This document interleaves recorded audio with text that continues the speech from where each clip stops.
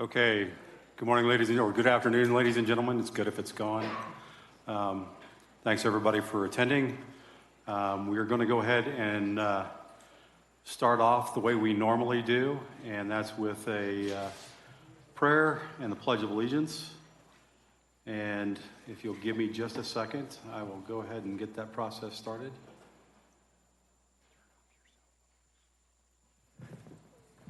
So, please rise, everybody. Pardon me today, I'm going to wing the prayer. I usually read it. But Lord, we came here today to gather in faith and community to do the right thing for Elbert County. Give us the wisdom and the strength to have the discussions, have the respectful discussions, and carry us forward into making that right and sole good decision for the county. With that, amen.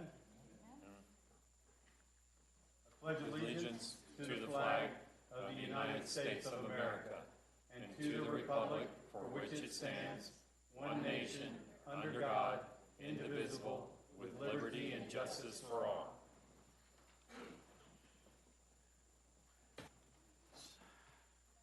Can we have a roll call, please? Kevin Kirkwood. Present. Robert Politek. Here. Van Sands. Dee Dee Schott Grace. Dee Dee Schott Grace. Absent. John Gresham.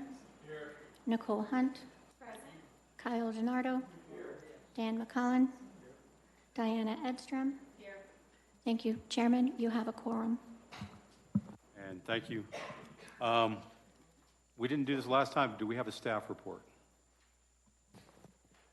No staff report. Thank you. Fantastic. I'm going to give us a quick reminder of where we were at the end of the last session for Sundance Solar Major 1041 permit and the Sundance Solar Special Use by Review. We were in the deliberation rounds of discussing how we wanted to position, and we identified a number of gaps or issues that we would like to give the applicant a minute to address. So Jennifer, if you've got a minute, would you like to read the letter so that we can go through these point by point, give you the opportunity to respond? And I think at that point we're ready to begin a discussion. Directly after that, we will go into a work session, and everybody's invited to attend, but I think we'll be done with Sundance at that point. Please take a minute and turn off your cell phones. Okay, good evening, Chair and Planning Commission. Per your request, I will read the memo that was sent to the applicants on April 17th on behalf of the Planning Commission. Thank you for your participation in the Planning Commission hearings on April 15th and 16th, 2025. As you are aware, the Planning Commission has requested additional materials, revisions, responses in order to address outstanding issues, concerns, and/or approval criteria. These materials are outlined below for your reference. Please provide and/or be able to address as many as possible at the continuation of the hearing on the evening of April 22nd, 2025, tonight. And they are broken out into two categories, one for the Major 1041 and one for the SUR. So starting with the Major 1041 permit, financial documents. Would you like me to display this? Would that help? Sorry about that.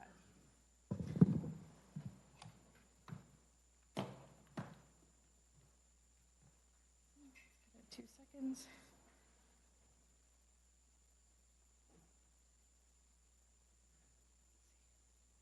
There we go. Let me make it larger. Whoops.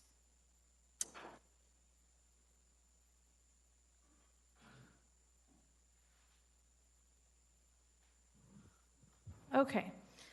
Financial documents for Cypress Creek Renewables and Sundance Solar in order to demonstrate the financial feasibility capability of the project. Something similar to a 10K is suggested. Second item, potential landscape improvements to improve the sightline and aesthetics. Number 3, potential berms to provide additional screening and fire mitigation. Is a video simulation possible to evaluate proposed screening and landscaping? Provide an appropriate shapefile overlay to show the relationship between historical archaeological sites and the site plan. This can be maintained as confidential.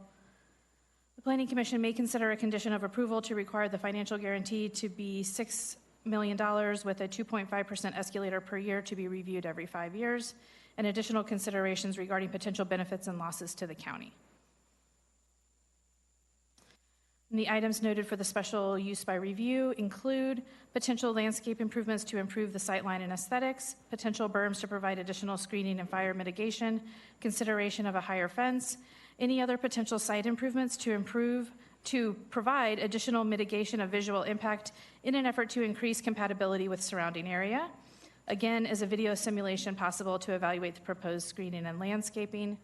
Additional information regarding fire safety, including the expected response times. How can the applicants assist Kiowa Fire with firefighting infrastructure? Are there ways to improve firefighting capabilities on the site itself? How the project will maintain the health, safety, and welfare of Elbert County residents given the fire concerns noted by the Planning Commission and in public comment. Consider a community benefit agreement that could include allocating X amount annually to the Elbert County Community Benefit Fund beginning the first operational year and adjusted annually for inflation for scholarships, local education, youth agriculture programs, the county fair, fire and emergency departments in Elbert County, or other rural initiatives recommended by the Community Benefit Committee. The committee could be composed of a county commissioner, representative of Elbert County Schools, representative from Elbert County Fire or EMS, a representative from the applicant, and a community member. The committee could meet to review and allocate fund disbursements and impact. Applicant would provide an annual report to the county detailing donations made, programs supported, and a summary of community impacts. The CBA could be recorded with the county clerk and be tied to the 1041 and SUR permits. The agreement could also include language about the applicant offering site tour opportunities for local schools for the life of the project, paid internship opportunities with the project for life of the project, and preference for local contractors and vendors for site construction and maintenance.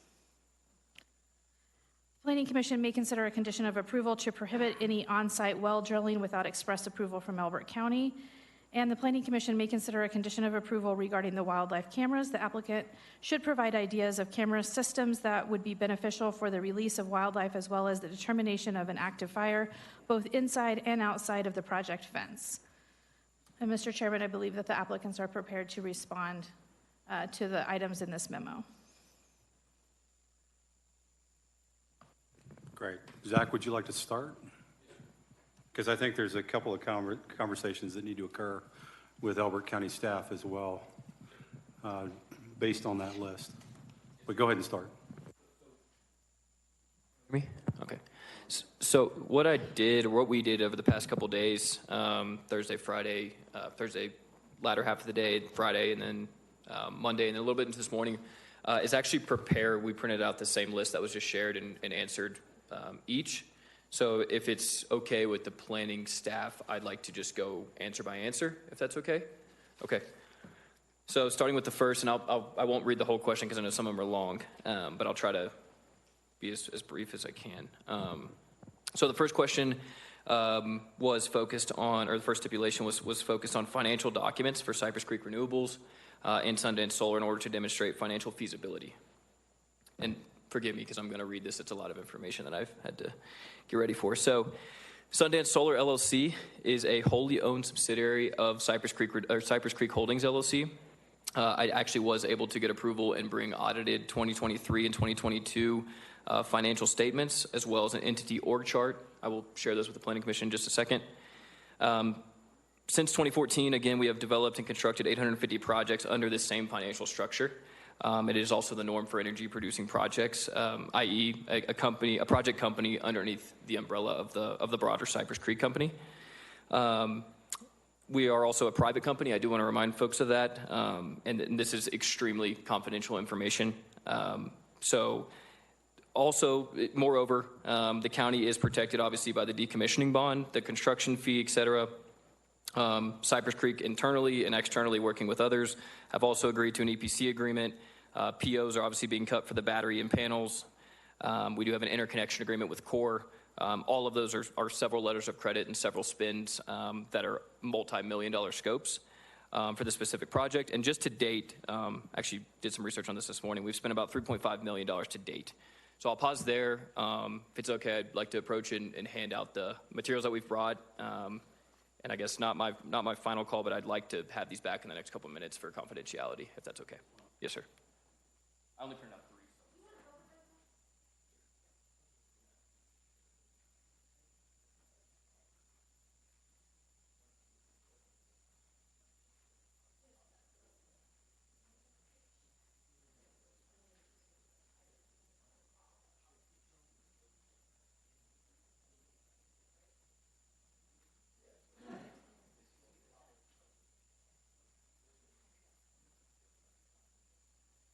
Pardon me, before you begin, would you mind slowing your voice down a little bit? Yes, ma'am. Thank you.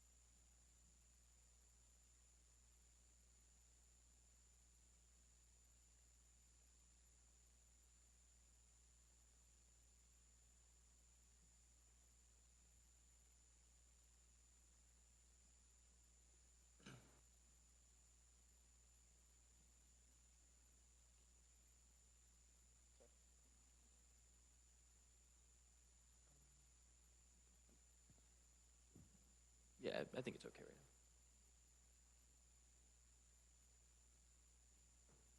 I would like to give folks just like 30 more seconds with that if possible.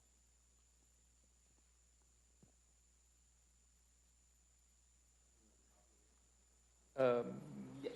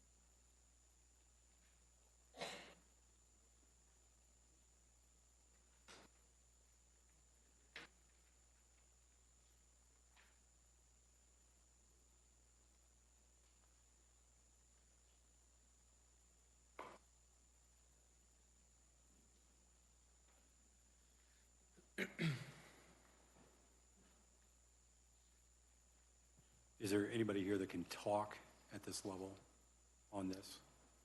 We do have our vice president online, so I don't know if the Teams link is working, but I would refer to him.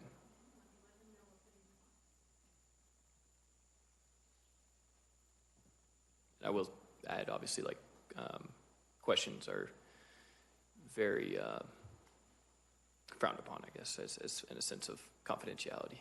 Of course. Yes, sir.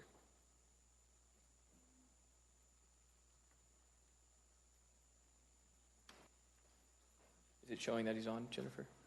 Okay. Just let me know if I need to text him.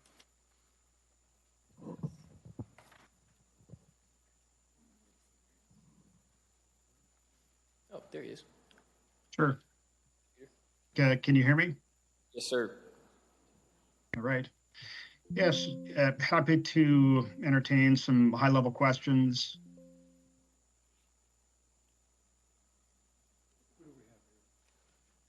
Peter. If you don't mind, please introduce yourself. My name is Kevin Kirkwood. I'm the chairman of the Planning Commission.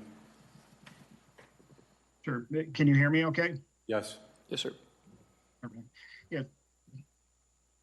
I'm Peter Moritzberg. I'm Vice President of Development for the Western Region of Cypress Creek Renewables. So I head up the team that develops projects in the Western region, including Colorado. Yes.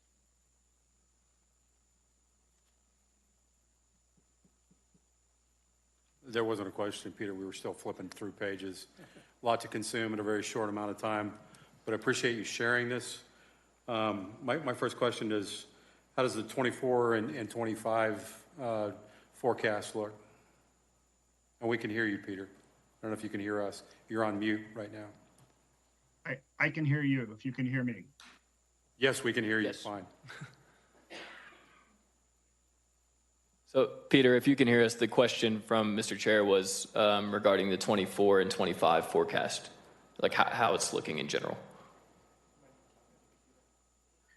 Yeah, I'm getting a delay on the audio feed.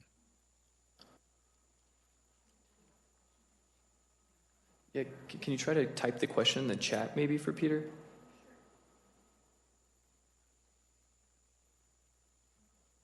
Or I can text him and get an answer if that's appropriate. Yes. 24. I can hear you if you can hear me. Oh, we've been able to hear you. Okay. All right. So I'll keep going. Yes, I'm Vice President of Cypress Creek in the Western region. And as far as the financial statements go, I think what you've seen, the audited financials for 2022 and 2023, 2024 is not available at this time. And I think one of the important facts to remember about renewable energy projects is, as Zach was suggesting, these get financed, with multiple parties. They come together through a combination of sponsor equity that we would provide to the project, tax equity, also they're private sources of equity, debt lenders, and tax equity. So it's multiple parties that provide the financing for these projects, typically large banks, and others that have federal tax capacity that want to invest in the tax credits that the project provides. So at the point that the project is ready for construction, it has a coalition of financing parties, and the project is well backed. At the point that you get to final notice to proceed and financial close, the commitments that the project makes are good for the life of the project. There's a lot of due diligence that goes into a project getting developed, financed, and built. Very deep due diligence. These are multi-$100 million projects. So once a bond gets posted for decommissioning or similar obligations, those are going to be there for the life of the project. And once we start construction, we will certainly be posting the decommissioning bond that the county requires. I'll pause there.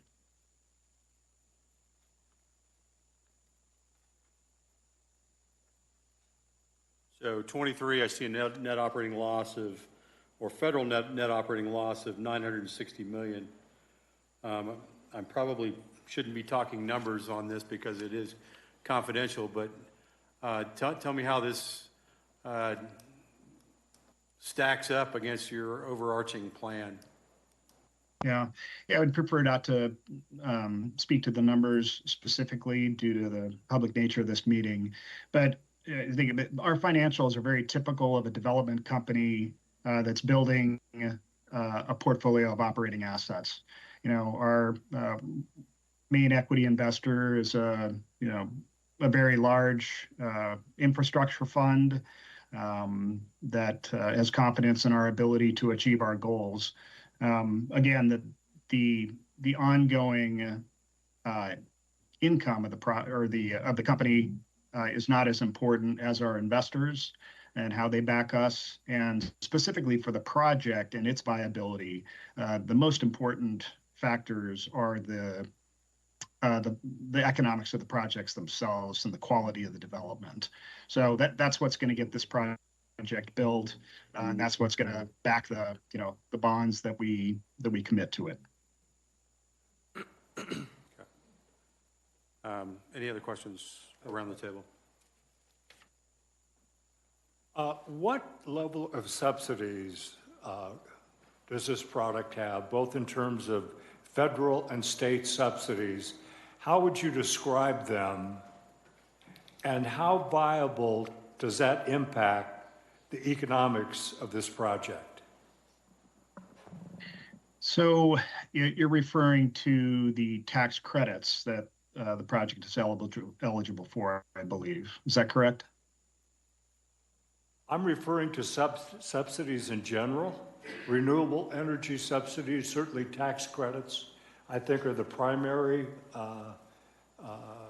driver. Mm-hmm. Yeah, the only form of support at the federal level that this project receives is through the federal income tax credit that investors can receive for investing in a project like this. Solar projects, wind projects, geothermal, and others are eligible for currently what's called a technology neutral tax credit. And most energy sources are eligible for some form of federal tax incentive. But the way that works is that an investor in the project will receive a return on that investment in lieu of paying taxes to the federal government. So it's actually a way for federal taxpayers to reduce their federal tax obligation. And we're able to monetize a third or 30% roughly of the project capital expenditures through that tax credit structure. So that's the only one at the federal level. At the state level, I'm not aware of any subsidies that this project qualifies for or is seeking. And at the local level, we're paying $9.8 million in property taxes over the life of the project. So we're not eligible for any property tax abatement program either.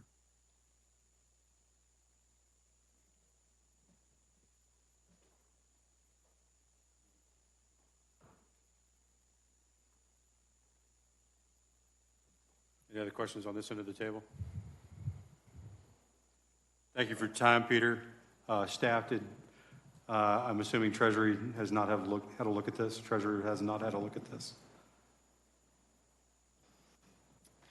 Thank you, Mr. Chairman. So I spoke with the county assessor about this. There was some tax information in that report that was a part of the packet. I did have her take a look at that and review it. We had a verbal discussion. She agreed with the overall validity of the approach in there. The report refers to the state, a specific division of taxation of something. I would have to look at my notes. She agreed that they're the experts in that. They're the ones who make those assessments. And so she agreed with the approach. She did not have all of the formulas to actually run the numbers. But she told me she had confidence in the approach that was taken and that they referred to all the appropriate agencies and things like that. Did she see the numbers? Yes, she saw the full report. Okay, great, thank you. Fantastic. Thanks again for your time, Peter, appreciate it. You can drive if you'd like, or you can hang around if you'd like. I'll stick around. I'll be on mute, though. Thank you. Good deal. Yeah, thanks, Peter, for getting into that. So going into the next point, which was potential landscape improvements to improve site aesthetics. And this is, I'm just kind of reading question and answer. So Cypress Creek Renewables has extended the setbacks for this project beyond what the 1041 permit requires. So what is required in the 1041 permit process is 150 foot from primary roads and 100 foot from secondary roads. For our project, as mentioned, we are 1,000 feet, so just about 10 times the required setback from Kiowa Bennett Road, and 200 feet from 154 and neighboring property lines, so just about double, or just exactly double. CPW also recommended and approved the agricultural fencing for Sundance Solar. However, we do understand that came up last time, and so we're going to commit to communicate potential fence changes with CPW regarding color and height. I can't assure that anything gets changed, but what I can for sure do is start coordination with them just to raise the comments. That's all I had written for that answer. I have some follow-up questions. Can I ask why you are making all of your decisions about fencing based on feedback from CPW? I might refer to our economic or our environmental folks.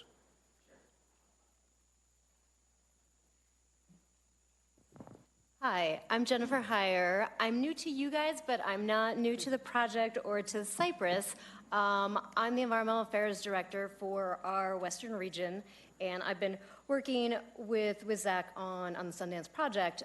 So as far as, and for some questions, I might also defer to our consultant Spirit, who's also here with us as well. For our fencing considerations that we've used our engineering considerations for the fencing considerations, but also then for height and for the aesthetics, that in consultation with Colorado Parks and Wildlife, that's where we have come to with the height requirements, where they've asked, because with the concern over the wildlife, particularly the pronghorn and the deer that could potentially jump into the site and be in conflict with the panels, which of course we don't want. So that's where they had recommended the height of the 8 feet, and they had recommended with the chain link, and that was based on working with them, how we came up with that and incorporating that into our design, which we then included in the 1041 to the committee here.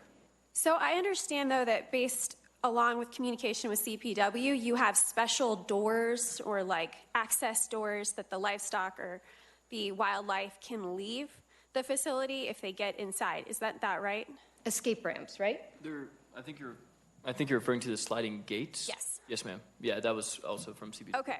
So we're not coming at it from the perspective of, let's make sure this is low enough that I'm guessing, I'm not exactly sure if you're trying to say that CPW was saying the animals could jump back out if they jumped in, but we have these sliding gates so that they can get out if they do get in. We're coming at it from the perspective of, this does not look like it fits in our community. So a higher screening would be better for our community, so not everyone has to look at 600 acres of solar panels. So my question really is about why, I'm not exactly why we keep referring back to what CPW says is best. If what's important to them is that animals have an escape route, they do, right? They can get out of the gates. So what we're talking about is something different, which is, how does it look in our community? Does this fit in with our pasture land? Well, no, it doesn't. So from our perspective, we're saying, okay, we're looking at our criteria, and our criteria says that there should be good screening here. And when you have solar panels that are 12 feet or 15 feet high, and screening that's only 8 feet high, that doesn't make any sense.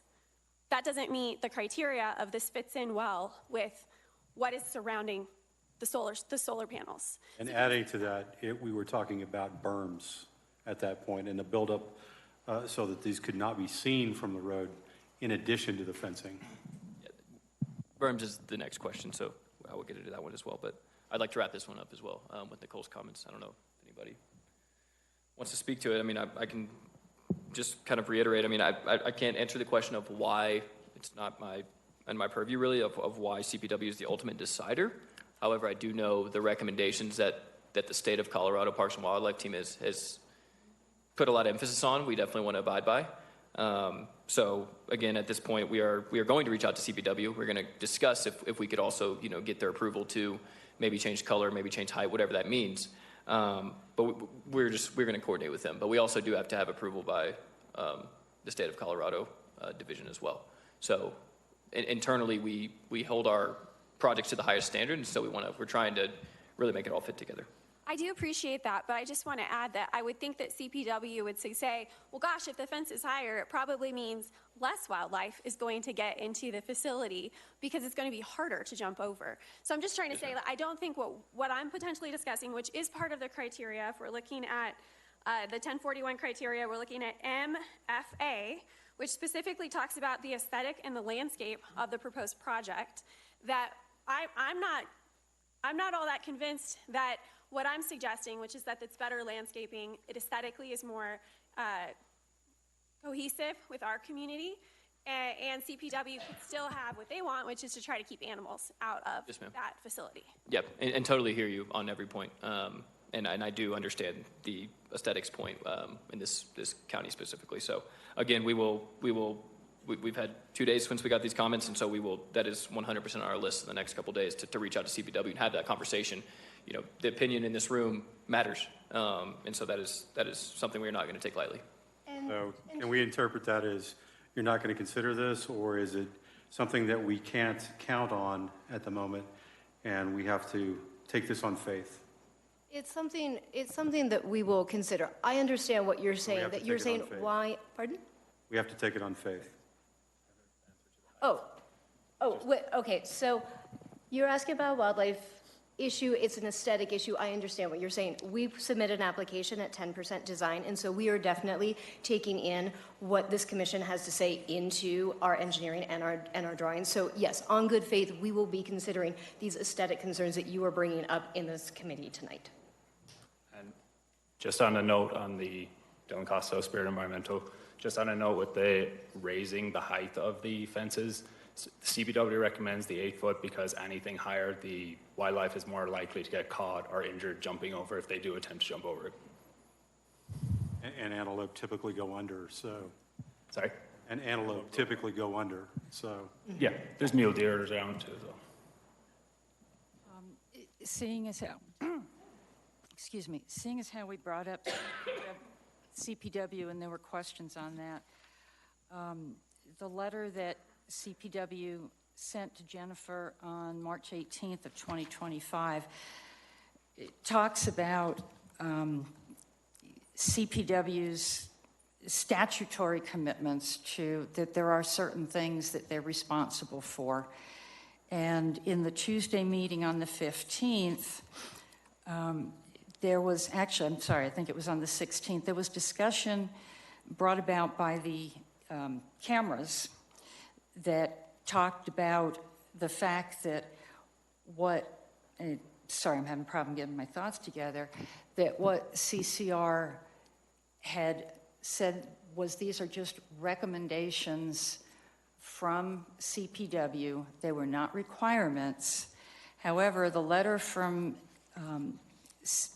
Parks and Wildlife clearly says that they appreciate the developer working outside of the high priority habitat and committed to the following BMPs. And that talks about the wildlife corridor. It talks about implementation of CPW fencing with wildlife and mine guidelines, including the sliding gates. It talks about the 24-hour monitoring, nesting locations, lighting. And what's concerning me about this is that this letter from CPW very clearly says that these are commitments that have been made by CCR, but the attorney said no, they're recommendations. And you all said no, they're recommendations, they're not commitments. So which one are they? I will let Zach speak to that because that is one of the questions that was further down with the cameras, I believe. Yeah, we do get into that later as well, but that letter is also not my purview, but I can tell you for a fact that they're all included in our current site plan, and as well as McCarthy here today as well, who is actually constructing the project. Every single thing you just mentioned is part of the scope as well. Is that a commitment? Are we committed to doing Are those you things? committing Yes, to do what the CPW? Yes, ma'am. 100%. And I do have to ask, why did your attorney say that these are not commitments, they're recommendations? Can you, yeah, if you could address that, because I've got to say it, this is an ongoing theme through this packet. There are things that are said that then change in discussions that are not documented, and I find it very difficult to approve something like this that is going to have a 40-year impact on our community if we don't have commitments in writing. So, yeah, please, ma'am. Yes. Can you hear me? Yes. Oh, yeah. Yeah, I apologize. I don't believe that I said that they were not committed to following the Colorado Parks and Wildlife recommendations. As my client just emphasized, they are fully committed to complying with all recommendations by CPW. And like Zach pointed out, those are in the site plan. Sorry, and did I hear that the site plan is only 10%? What, I heard 10% in there. I wasn't clear on what that meant. Yeah, and I get into that here in a little bit too. And we can talk about it now as well. I just might come back again later. But I wanted to remind the Planning Commission, the standard, give or take 10, 15%-ish, but the standard for getting in front of a Planning Commission or Board of County Commissioners in any energy producing site is about the 10 to 15% mark on the site design. What that means is, again, McCarthy is the construction, the EPC scope for this project. So you're admitting, Zach, that the permit process is only 10 to 15% complete? No, not the process. Okay, just checking. No, sir. Maybe I said that wrong. So, Zach, sorry, but last week you stated that it was 30% complete. so we have 30% design. Your site development plan is 30% complete. Yes, sir. So Not the 10 that was just stated by your Director of Environmental. the average is 10% coming into the application process. Okay, but what is yours? We are at the 30% design stage. Thank you. Yes, sir. So what comes after 30%, and this is just the way it works with EPCs like McCarthy, right? We'll have a 30% design, which we currently have, then we'll have a 60% design, and then a 90% design, and then our final design. Everything that goes into that, the site, it's not much, but it's tweaks, right? So things can be changed, and that's why I'm happy the CPW thing's brought up now, because there are still minor edits that are going to be made. It's the same parcels, everything's the same megawatt sizing, but there is. So let me ask a question to staff. If we're supposed to be looking at this application, and I have been assuming as a commissioner that we have 100% of the information, and now I'm hearing we don't. So how do we approve something that is clearly going to change? That goes into your calculus for how you vote.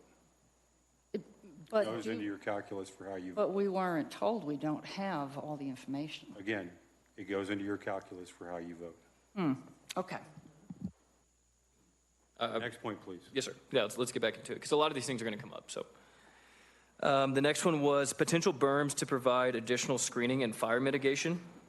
In response, berms are not required by Colorado Fire Department for solar facilities. The perimeter fire break that is required by the Colorado Fire Department solar requirements checklist is obviously adhered to, and then also will be actively maintained by Sundance Solar personnel to ensure integrity for fire risk mitigation.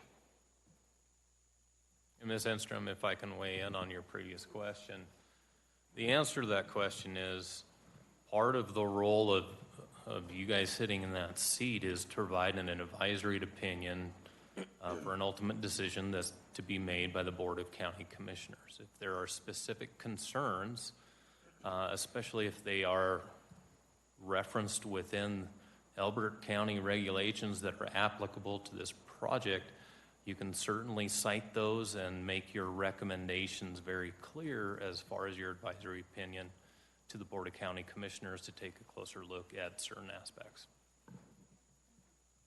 So that would be part of your vote. You could certainly include those concerns or recommendations for additional review. And Mr. Greer, isn't it also the case that this commission could also put conditions on approval as we recommend approval to the Board of County Commissioners or not, but we could condition our recommendation? Yeah, I mean, ultimately, your vote, your opinion is going to be an advisory opinion to the Board of County Commissioners. You can certainly include what your concerns are, what your proposed recommendations, if you have additions that you would like to see added, make specific note of those. You can absolutely do that. Okay. We'll go ahead. Zach, quick question. Yes, sir. So going back to Nicole's point, the point about the burns was with regards to sight lines to the project, not necessarily fire mitigation or anything else. And your response is associated with what was the minimum requirement based upon the 1041 and the approval from the agency.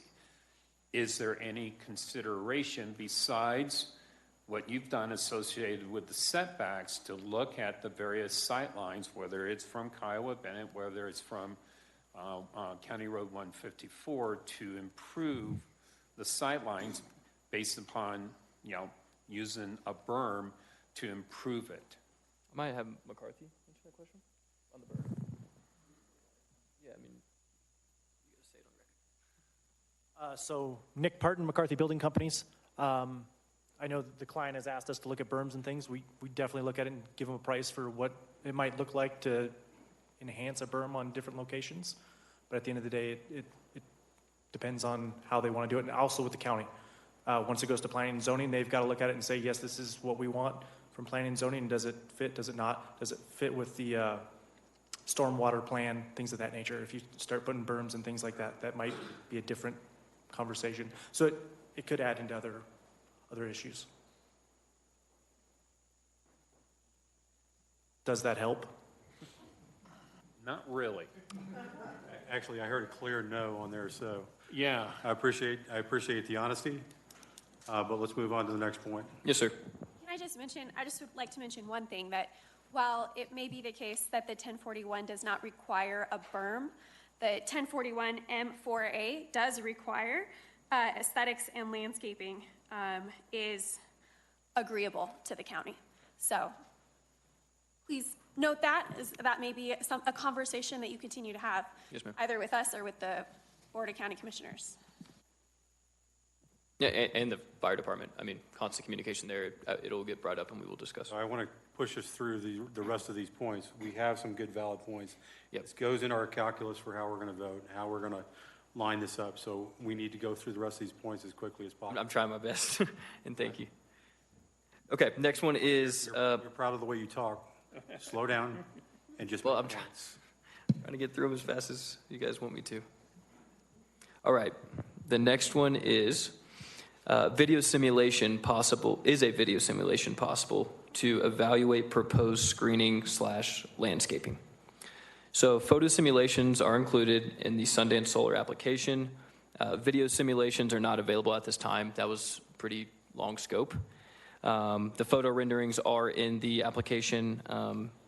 Cypress Creek conducted those photo simulations as well that you see in the application, following feedback from the community meeting that was held 9/25/2024.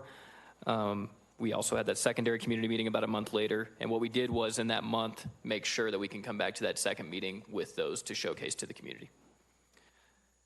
Next point is, or next thing that was on there was provide an appropriate shapefile overlay to show the relationship between historical, archaeological sites and the site plan. I know we spent some time on this one, so the answer is a little long, so just bear with me. So you gave us a great task, Kyle, in the past, over the 48 hours.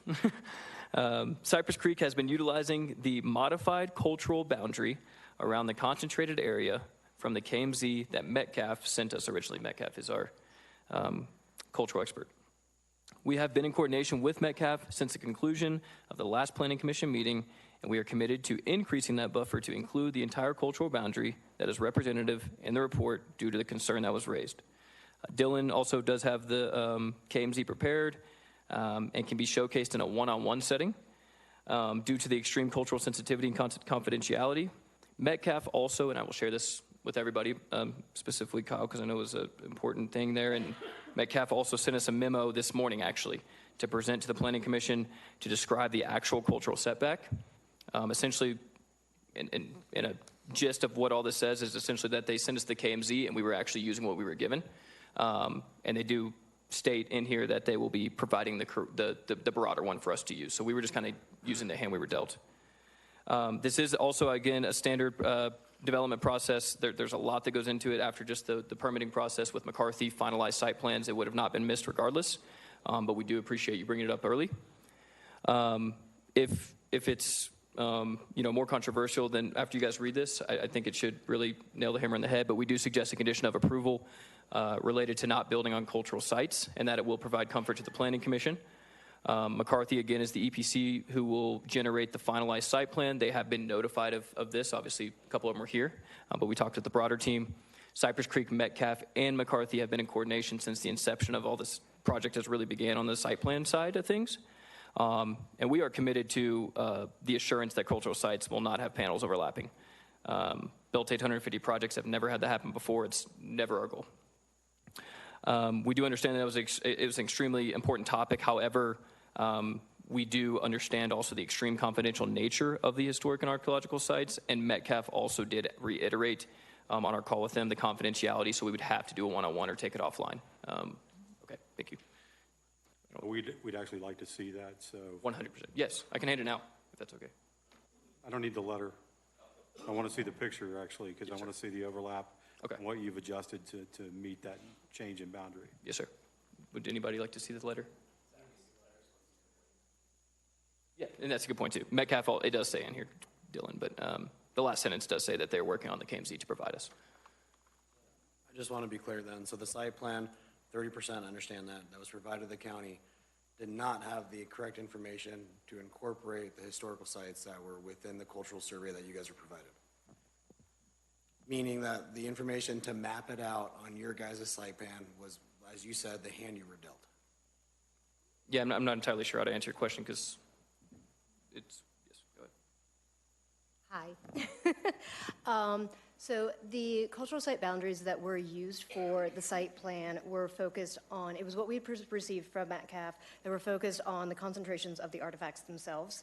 And we put that into the site plan through going back and forth with Metcalf, that we have looked at expanding that, as you had kind of mentioned, of looking at the report, looking at what's in the site plan and saying, well, there's different areas here, and this is part of our design process, that early on in the process, we get those cultural resource sites onto our site plans to get it in front of all the team members in order to be designing to avoid those, because we don't build on cultural sites because our practice is for focusing on the preservation of those historic and archaeological resources. And so what was included in the site plan, in those initial conceptual plans, was based on what we had initially received from Metcalf while we're in the process of developing a finalized version that you ended up seeing in the report. And we now need to, as we're mentioning, incorporating that, where we have actually incorporated that into our 30% design plans, and where you're asking for seeing the exact KMZ showing the difference between those two boundaries, that we absolutely want to have that one-on-one with you so you can look and feel that you're comfortable with what we have and where we're at now based on the cultural resource information. So the condition was that the commission would see that, the planning commission. And you can do it on a one-on-one basis, but you're going to do it with all of us. And that's fine. This is a public forum, and If you have the picture today, that would be great. If you don't have the picture, then you're not ready for the process. Am I correct there? You don't have the picture today? So we have both pictures. You have done the overlay that shows the two together, the one that showed the gap that Kyle pointed out earlier. We have the original, what was given shift from in Metcalf. boundary for where you're moving panels? We have the original from Metcalf that we use for our current site plan, and according to this letter that they sent us this morning, they will be sending us the updated one. So we will provide that overlay or have a one-on-one as soon as we have it. When will they send it? We will get confirmation right after this meeting of the exact time and date. This has all happened in the past 48 hours of having coordination with them. I don't think that Metcalf truly understood either that they sent us the pre-defined KMZ truly. Okay, but as a perception, I just want to, and we'll keep going, but as a perception here, it's pretty easy to overlay historical sites with your site plan, correct? You would say that would be a normal, easy task? Mm-hmm. And the fact that you can't really provide that because you have the incorrect information or the hand you were dealt states that your site plan will be changing based on the updated information that Metcalf or whoever you're using is sending to you, correct? Your site plan will change, the one that we looked at last week, when Metcalf finally sends you the updated information for your KMZ file. Yes, it's as long as Okay, and you don't have that today? we will have it from Metcalf as soon as they send it. Thank you.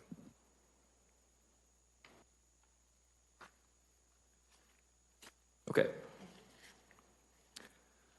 The next one was Planning Commission may consider a condition of approval to require the financial guarantee to be $6 million with a 2.5% escalator to be reviewed every 5 years. Cypress Creek and Sundance Solar will conform to the Elbert County requirement to post and maintain for the life of the project a decommissioning bond that will be updated every 5 years. Our current one is found on found on Exhibit O of our packet.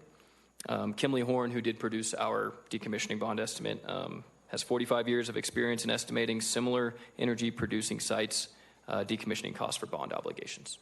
That's all I have there. So you're opposed to the increase in the amount, the $6 million amount? Probably not a question. Yeah, Zach, can I make a comment? And Yeah, I forgot you're there, Peter. Go ahead. With planning commission permission? Yeah, please, Peter, go ahead.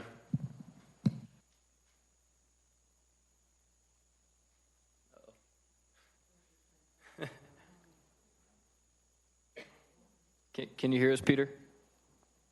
We can hear you. Can you drop him a note in chat, please?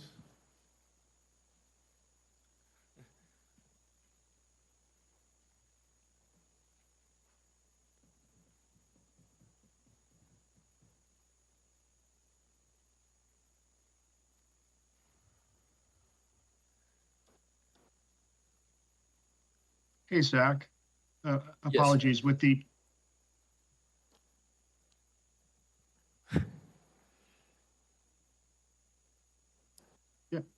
Yeah, apologies for the intrusion, but wanted to comment that, I think on the previous point about the cultural sites, it is Cypress Creek's obligation. Can you hear me? You're about 4 minutes behind. I think there's a lag. Yeah, I think it might be better to follow up. But we are committed to not building on cultural sites. It's extremely important to us. And we are very comfortable with a condition of approval that we will not build on these sites.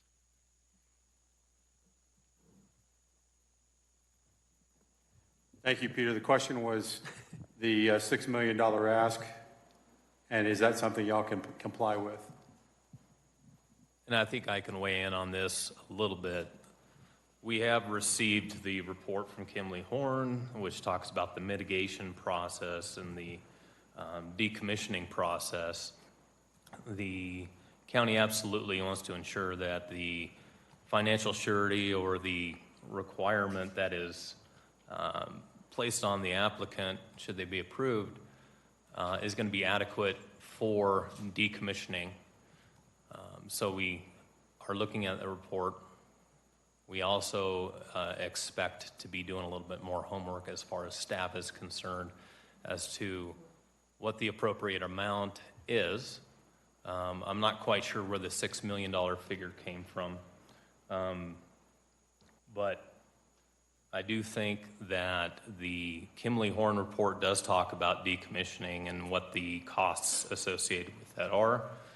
the county is going to be making sure, as part of any Board of County Commission approval, that a decommissioning expense is not going to be the county's expense, it will be the applicant's expense. So there will be agreements in place as part of any approval there.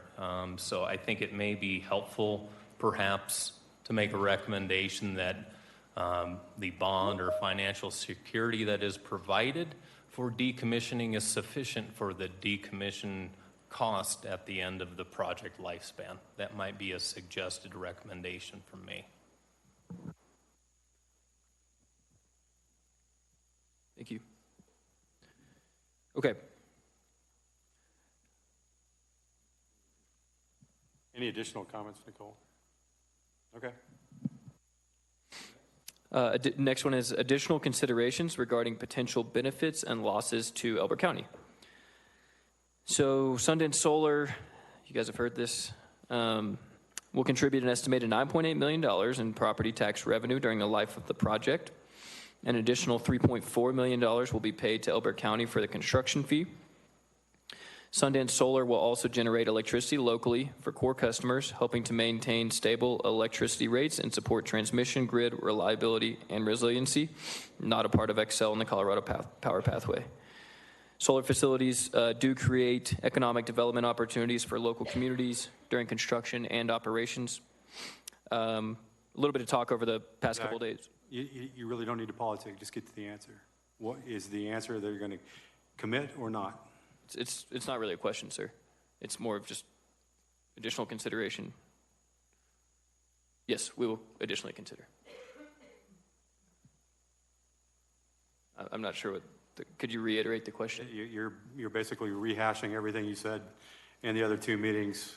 I'd like us to get to the point, and the point was, whether you're willing to commit to being an economic partner with Elbert County for the next 40 years. It's coming up. That's a separate one that you're talking about, sir. Okay, well, I think it ties into this. So, sure.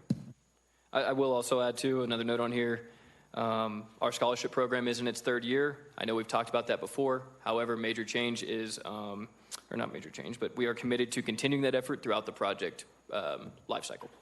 So we are in our third year here in Elbert County, actually just awarded a student last night.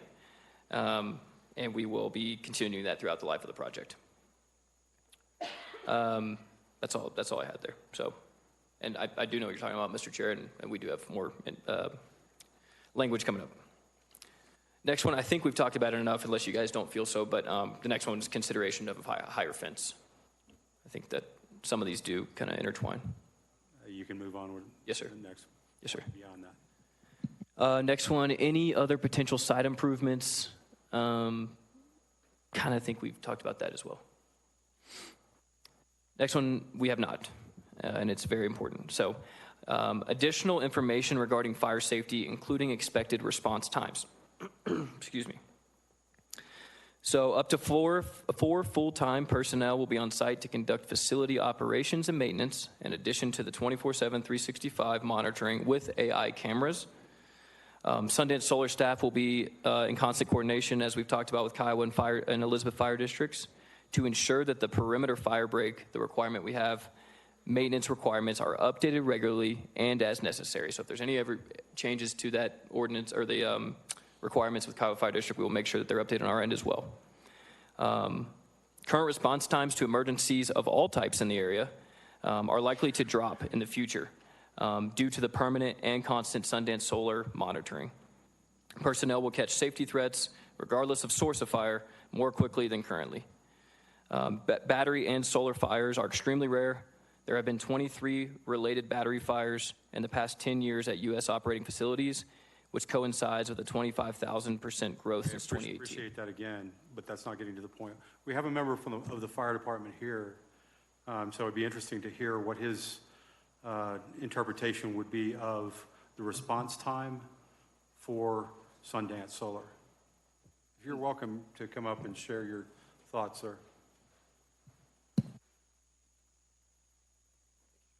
Hello, Commissioners. My name is Captain Chris Gay. I'm with Kiowa Fire. Our current response time from our staff station is about 7.5 minutes. We do have a second station located near the Sundance facility that does have other resources available, but that's an unstaffed station currently. As that area does grow, it does have a growth plan to eventually be a staff station, but is currently not. Does that answer your question, sir? It does. 7.5 minutes is a good number for the unmanned station. How long would it take to get folks to the station, jump on the equipment, get suited up, and over to Sundance? Unfortunately, that's a hard question to answer because it depends on where the volunteers would be at when the call would drop, and that would determine the response time to the station to get equipment. So the open question becomes, is it a 30-minute conversation? Is it an hour? Is it 10 minutes? And if it's, I'm not holding you to a number, I'm just looking for a ballpark. So with the staffing current model, we'd have the response coming out of our south station at 7.5 minutes. I'd say for the north station, probably closer to 12 to 14 minutes. Okay, so not huge. No, not huge. Perfect, thank you. That answer is perfect. Thank you so much. Any other questions for the captain? And I know there's a couple more points on fire too, so. Next one, how can the applicants or project assist Kiowa Fire with firefighting infrastructure? Sort of a tough question, but it goes back to the coordination. As mentioned, we are in constant communication, and we would love to have that conversation. So if there is a certain way that we can help with firefighting infrastructure, we are open to communicating and having a conversation. How the project will maintain health, safety, and welfare goes back to constant monitoring, conforming to what the fire district tells us to do, always regularly updating for any sort of updates. Cypress Creek did also coordinate internally over the past couple days since the last Planning Commission meeting, and we did find out that the testing of our lithium batteries since inception have actually never produced flames for the batteries we were using for this project during the testing that we talked about during the presentation. I'm gonna skip one and go right back to it because it's kind of related to fire, and I kind of want to stay on that topic. So, Planning Commission may consider a condition of approval regarding the wildlife cameras, and I guess my answer goes back to fire a little bit, but the game cameras, this is the answer. The game cameras were recommended by CPW strictly for research purposes to monitor and identify wildlife movement around the solar site. The Cypress Creek Renewables 24/7 monitoring cameras are the ones intended to identify any trapped game. Furthermore, since the last Planning Commission conversation, I did have some conversations with CORE as well. And CORE has Pano AI cameras. Pano stations are developed and deployed for advanced wildfire and bushfire detection technology. And they do have Pano AI cameras that can actually see the entire Kiowa substation from all angles. News to me. These are smoke detecting cameras that will notify emergency personnel directly. The Pano AI cameras, for example, in Woodland Park was the first fire department notice, Douglas County OEM, for the Turkey Tracks fire about a week ago, and allowed for them to call air support before personnel were actually ever on site. Neither Elbert County nor Kiowa Fire Department signed up for the notifications for the Kiowa substation cameras, and so we did have CORE's wildfire group reach out to the county. I'm not sure if you guys have gotten that or not. It is free to sign up, and we did reach out for the county and the fire department to sign up for those notifications. And if no one has gotten that, please let me know, and we will have CORE resend. Okay, so going back to the one I went over, it was regarding the CBA that we were kind of talking about earlier, the Community Benefits Agreement. So the county has established the millage rates to benefit the community in appropriate ways. The construction fee of $3.4 million goes directly to the county. The 9.8 is divided and goes up into those mill levy rates, or those mill levy groups, I should say. I'm great with providing that actual split out for our project, actual numbers. I didn't want to present in the application because it's, we were focused on the main number, but I'm willing to share that. It goes to Kiowa Fire District, Road and Bridge, Retirement, Social Services, Library, and the Kiowa School District. And I will provide that split out if requested. Again, scholarship program, we have committed in the past 2 days to make sure that that's going for the life of the project, not just where we're at now. Property taxes also as well. And I do think that the things I just mentioned, where these mill levy rates are going with that $9.8 million kind of sums up what would be in the CBA, the Community Benefits Agreement, in my opinion.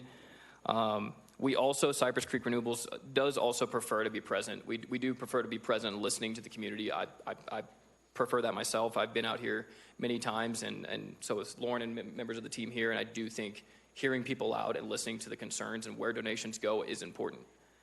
So we are happy, kind of Step 2 of this CBA process is we are happy to involve the county in these efforts to ensure our investments in the community are truly important.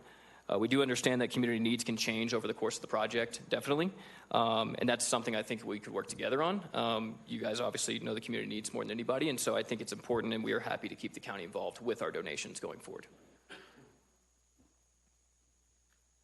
Okay.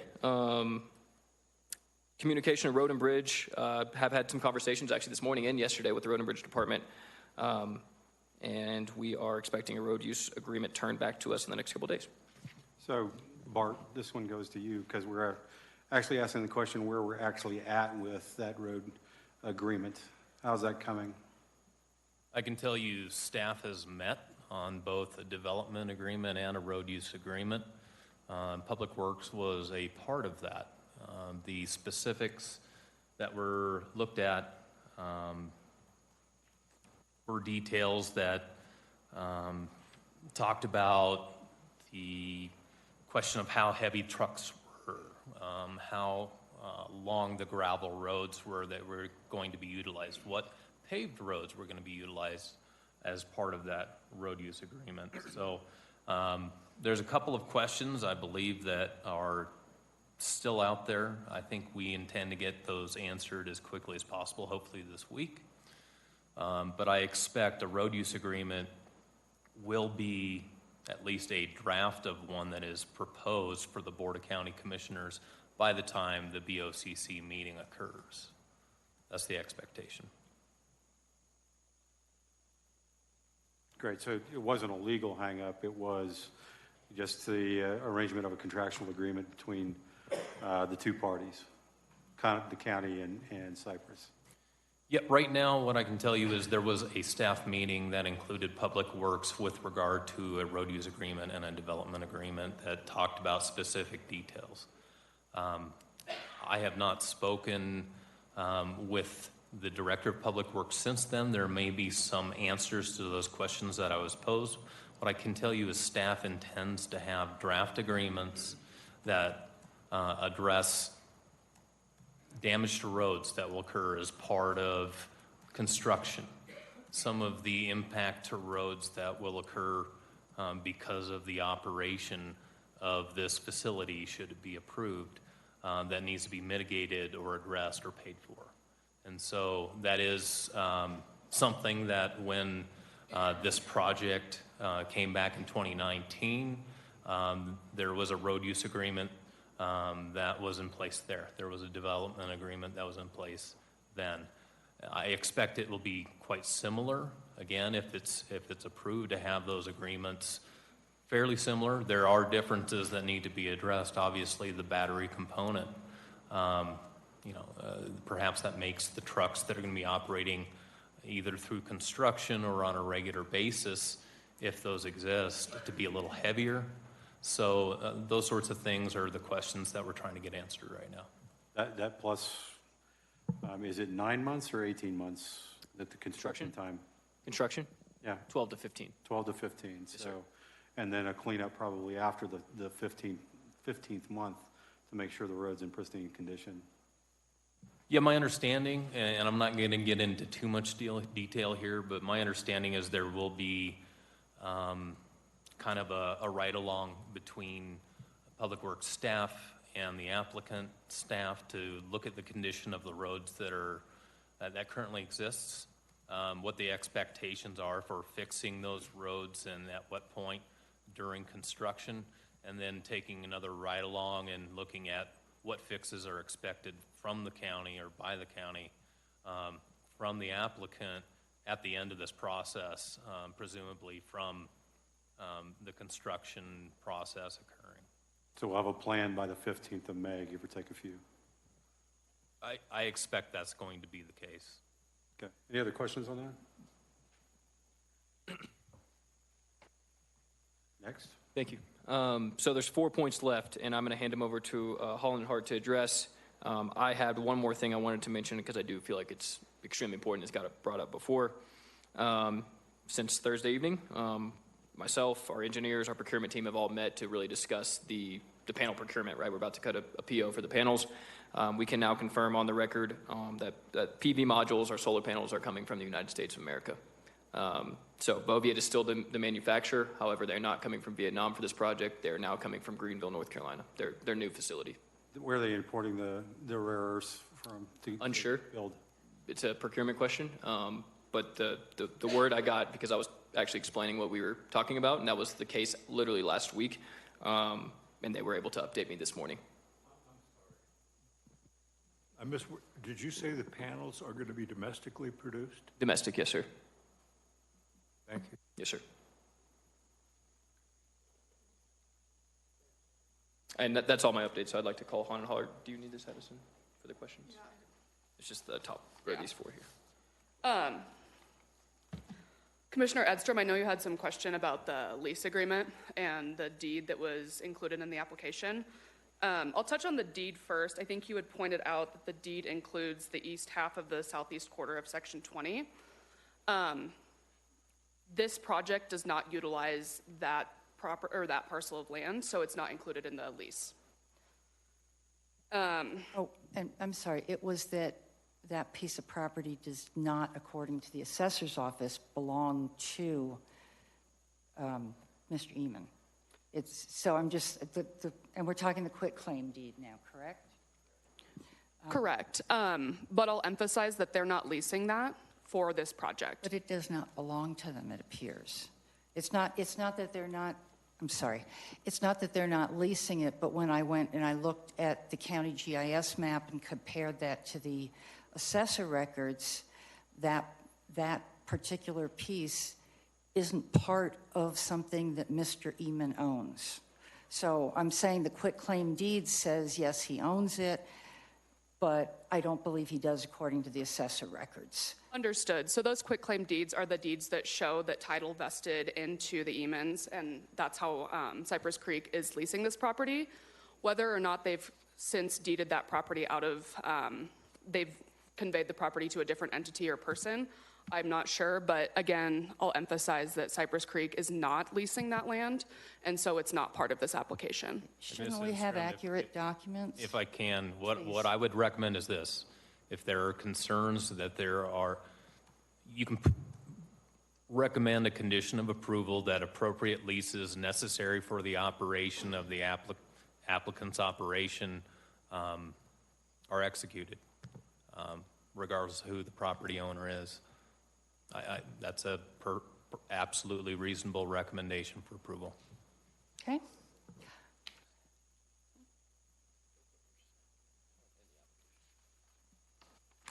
Oh, and I'm sorry, so what was the next one? So you had just general questions. I know you had asked about the amendment, and you had requested that we amend every single part of the lease to include the correct parcel number. So the 8th Amendment we provided with the application amends the entirety of the incorrect parcel number, so it basically dates back to the entirety of the lease. So the lease is defined as all of the amendments, so that 8th Amendment amended it throughout the rest of the lease, so that's been taken care of. Okay, and we don't have the original lease, even though the packet says we are supposed to. And it wasn't just the lease document that had that parcel issue. It appears in about 7 or 8 other documents that we've received as part of this packet that has a non-existent parcel number. So we provided a copy of the memorandum of lease, which is of record. We did not provide the lease itself because there's confidential information. That parcel number is for tax purposes. However, the correct legal description is included throughout the lease, as well as the memorandum. Okay, I'm probably not making myself clear. I understand what you're saying. Just as a technicality, and this isn't for you, when we got this package, it clearly said the lease agreement. So that was why I was asking about that. But as far as the other documentation in the packet, aside from the lease document, there are other documents that reference a parcel number that does not exist, that is part of what is being developed. And that was, Jennifer, that was that list that I sent you of all those different documents. I still think a recommendation for approval that requires leases for all parcels necessary for the applicant's operation, regardless of what that parcel number is, would be absolutely reasonable. I think it would address your concerns. Thank you. Let me ask this. Not sure how to quite say this. Should the Planning Commission expect that when they receive, and I know this is a big packet, we know it's well over 2,000 pages, but is there due diligence done to ensure the accuracy of the information in that packet, or is it up to the Planning Commission to try and ferret that out? There's certainly a great deal of due diligence that is done before the packet is submitted to this Planning Commission. What I can also say is that I know staff and board of county commissioner members certainly appreciate when things are highlighted that may be of particular concern to individual planning commission members or the planning commission as a whole to take a deeper look at. So that is one of the checks and balances that works pretty well. And highlighting, you know, this particular concern in a way that is efficient and works well, while also highlighting to staff that this is a concern of yours, that perhaps they need to ensure there is adequate due diligence that has been done, is a good way to go about that.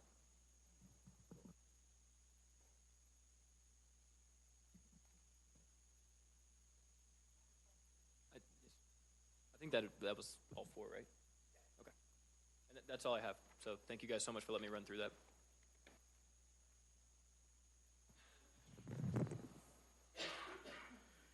Any additional board discussion, questions, comments?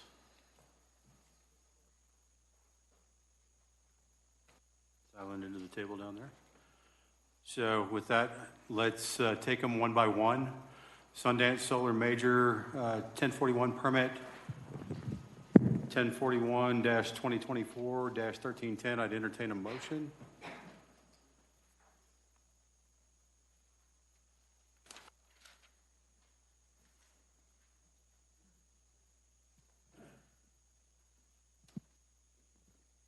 I make a motion that we recommend approval to the Board of County Commissioners for the 1041 agreement application in with conditions. And what are those conditions? Whatever, I don't know, because whatever was on this piece of paper. Yeah, it's not helpful, Dan. Well, I have a list down here of potential conditions.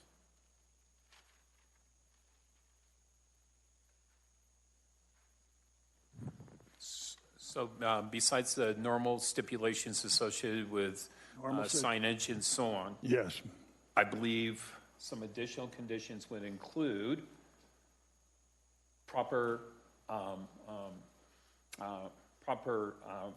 recordation and information about the leases. Yep.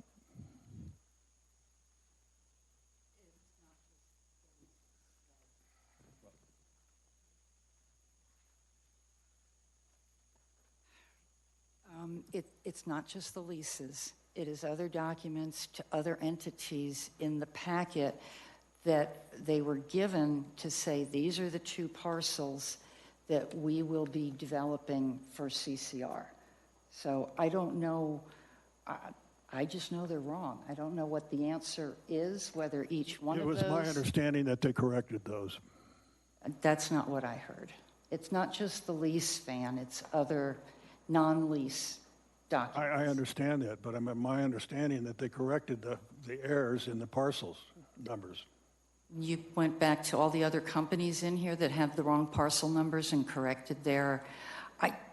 I really don't want to argue the point. I'm just saying that the packet. I'm not trying to argue. I'm just trying to say that it was my understanding okay? That they corrected Hang on, those. Van. You were not at the last meeting, so. I watched the entire meeting, Van, so I'm familiar. Okay, so do me a favor, Bart, can you give us that language again?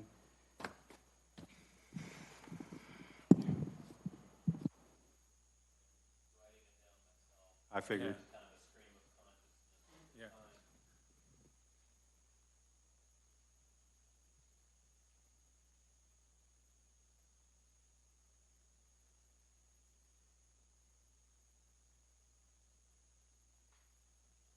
And while we're on that and discussing conditions, additional recommendations for landscaping to include berm, is that something that we would consider?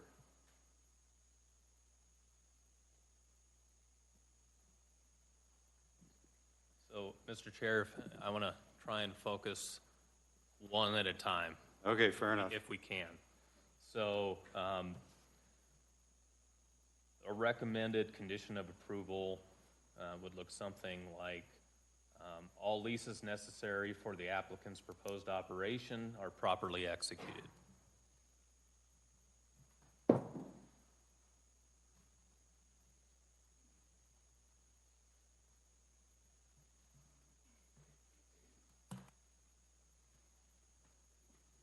We call that condition 1. Nicole? Was that a question? No, just wanted to know if you had better language than I just said for the condition for architectural consideration. Oh, right. Landscaping and berm.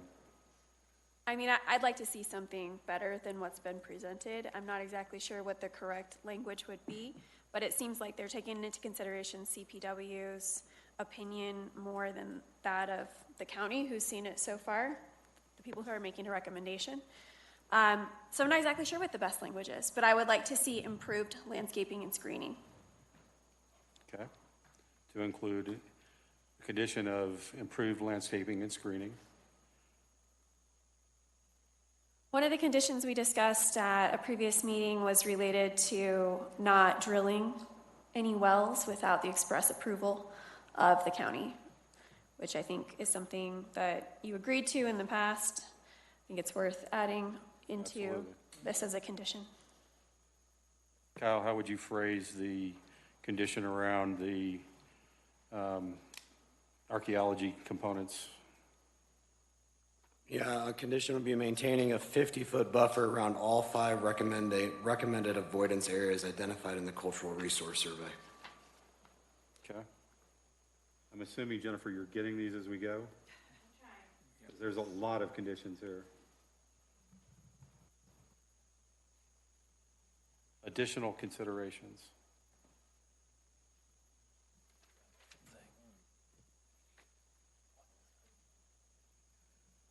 Okay, can we pull these all together into a single, and can you read back what we put as conditions?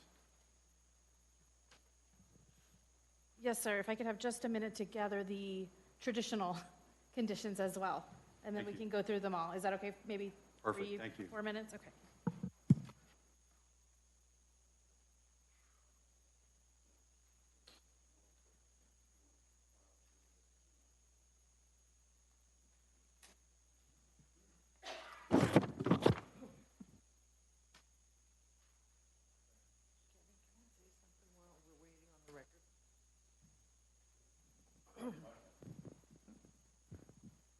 I just wanted to say something really quickly about, at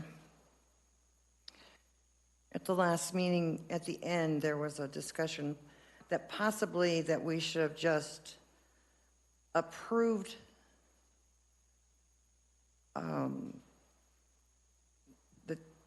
or sent it to the BOCC with approval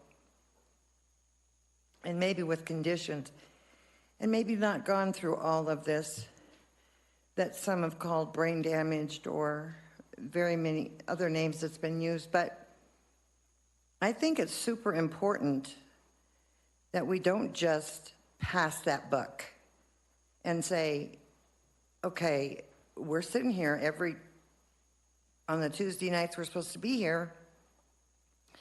We're supposed to research this stuff. just to say a yay or a nay? Or are we going to give the commissioners some teeth to bite into stuff? Because there's 3 commissioners. That's what our purpose here is supposed to be for, is not just to approve it and say whatever, and you guys figure it out. That we're supposed to be here to give them all of our opinions so that they can make a decent opinion. And I think that that's been lacking previously. Oh, it's just a, what is it called? The word you're looking for is rubber stamp. Yeah, thank you. We're just supposed to rubber stamp everything. Then why am I spending hours and hours on this stuff, reading it? I was doing the same. Nicole's doing the same, not to have an opinion. So I don't think that we should take that advice of just rubber stamping stuff through and not giving everybody. We put the motion out there as a condition of approval, and then we vote up or down. And that's right. We will provide our considerations for the up or down. We will do a roll call vote here directly. Yeah. But if we hadn't gone through all these questions and answers, there's a lot to dive into for this. Very much. And that's why there's 9 people here to help those 3 commissioners that have oodles of other things to be voting on also. So I'm just... I agree with you, Dee Dee. I just wanted to make that statement. Thank you. Thank you, Dee. Appreciate it.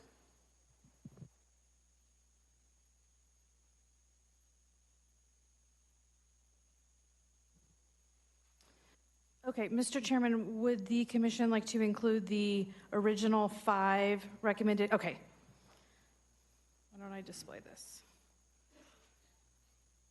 The original conditions of approval included in the staff report included the applicant will be required to move the public hearing signs within 14 days of a decision by the BOCC. The major 1041 permit shall not become effective until all fees are paid and the resolution is recorded. The special use by review application must be approved by the Board of County Commissioners and recorded. Recordation of all appropriate documentation to occur within 180 days of Board of County Commissioners approval. Applicant shall file with the county a financial security such as a bond or irrevocable letter of credit deemed adequate for the entire duration of the lifespan of the facility. Please let me know if these need additional tweaking. Condition 6, all leases necessary for the applicant's proposed operation are properly executed. The applicant shall consider improved landscaping and screening. No on-site well drilling without express approval of the county. The applicant shall maintain a 50-foot buffer of all areas identified in the cultural survey.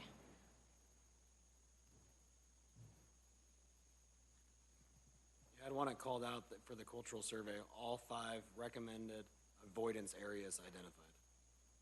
All 5. Yep, recommended avoidance areas.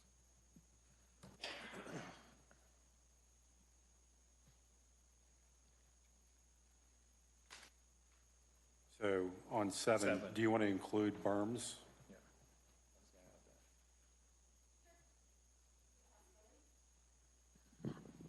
Sure, as a possibility for improvement.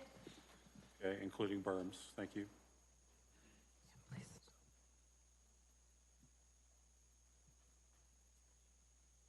Van, do you want to try again, or? No, I'm not, the problem is this says may be included, okay? So I don't know what may means, and this is fine. This is what I'm looking for. So.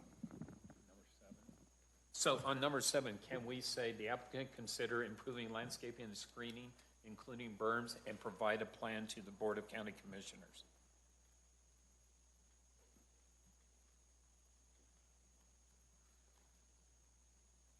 Good, okay. All right, you want to put those back up? Okay, so why don't we simplify this? Yeah. Want to include that list in the record. Yeah. So including all conditions plus the conditions recorded by the staff. You want me to say that? Yes, please. I move that we recommend approval to the Board of County Commissioners to include the conditions of approval as stated and is included by the Planning Commission. Does that do it?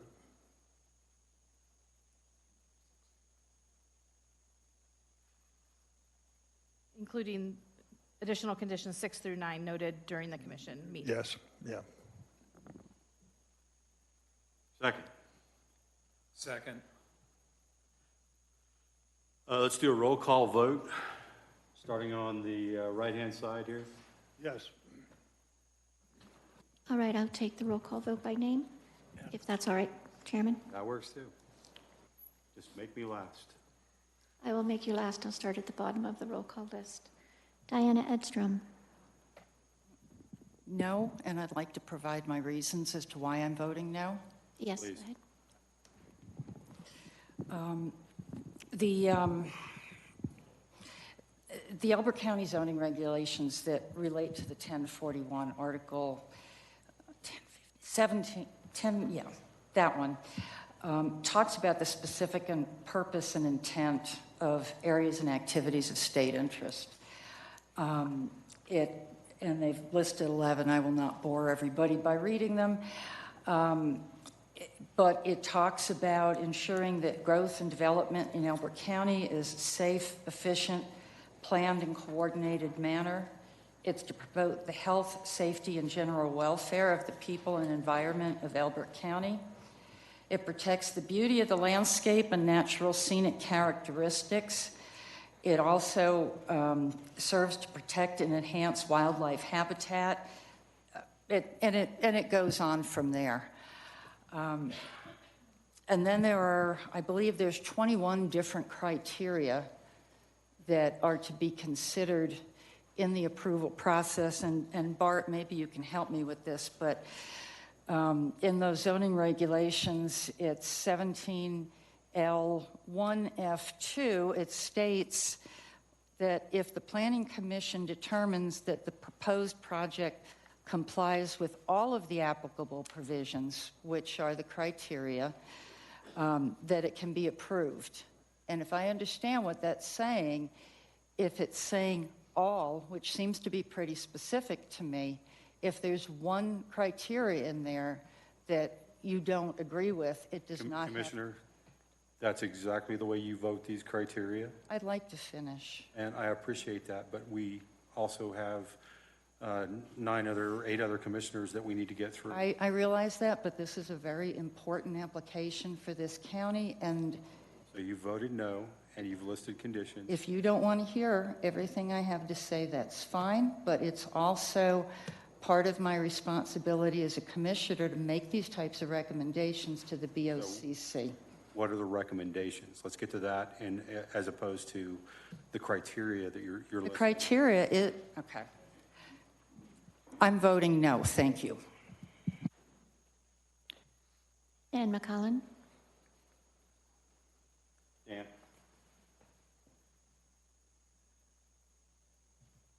I'm voting no.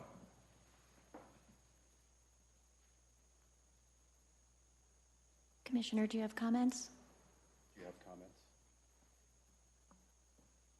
Yeah, I do have some comments. Number one, you've done an outstanding job in proposing this. Pardon me, Commissioner, your microphone, please. You're going to have to get closer to the mic. Oh, okay. You know, I commend all the work that's been put into this proposal. You're a legitimate concern.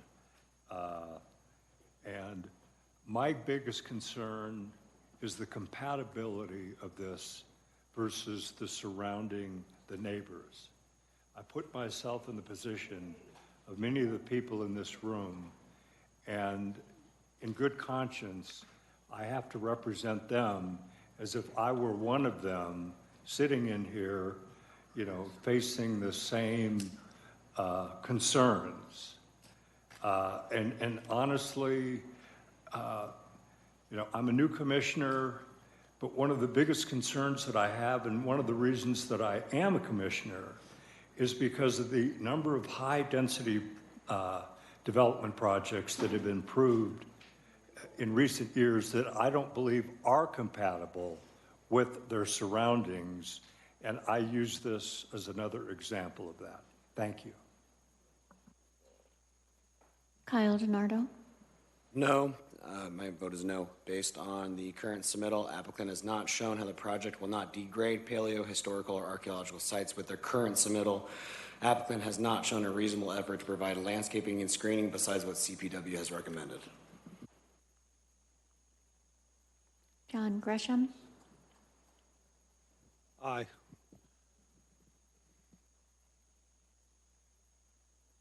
Commissioner, do you have comments? My apologies, Nicole Hunt, I missed you. Hey there. My vote is no, and it's because I believe that the applicant has not met at least 3 of the criteria for a 1041. That's M1J, M2F, and M4A. Thank you. Dee Dee Schott-Grace. My vote is no as well. I'm sorry, but I'm with Nicole and Diane. I really believe that if this was going up next to my house, I would be having kittens. So I'm sorry, no. Van Sands. Yes. Do you have comments, Commissioner? Yes, I do have some comments. This is something that this county needs, okay? It's out in a place that is fairly rural, okay? These people have gone out of their way to make sure that it fits within the area, and they have done a lot of consideration for the county. Again, this is something that is a hell of a lot better, than a power plant that burns coal, which is what it's replacing.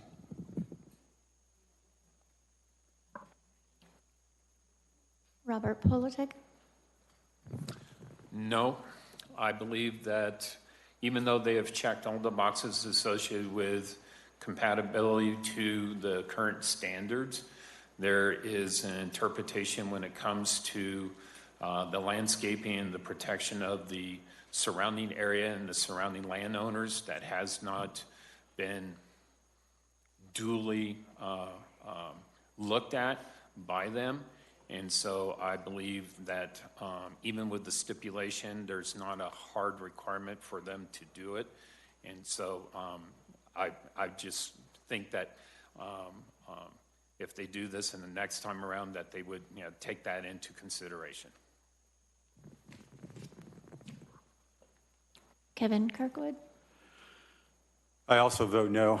I wish this was a better prepared solution and in a better location.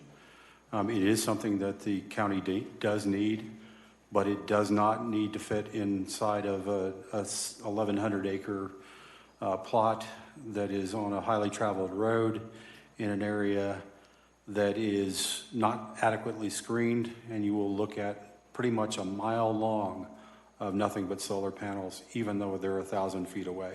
You will see them from the road. I think that's one piece of the puzzle. The other piece of the puzzle is this is an industrial type of application. It is commercial in nature, and it is not going to be something that fits into an agricultural zoning and should not be considered as part of an agricultural zoning area. So with that, I think we have a recommendation of no approval for the Board of County Commissioners. That is correct, 7A to I.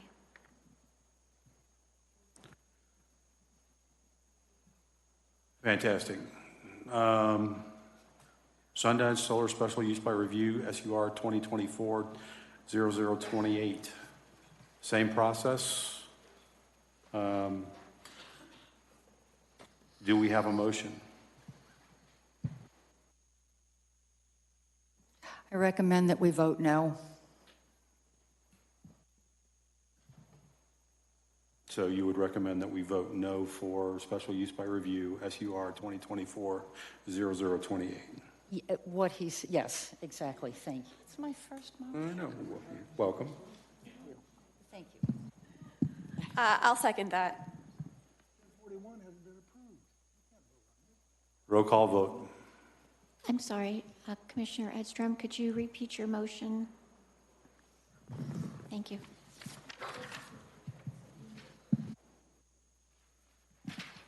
You know what, everybody's handing me paper. Just quick question.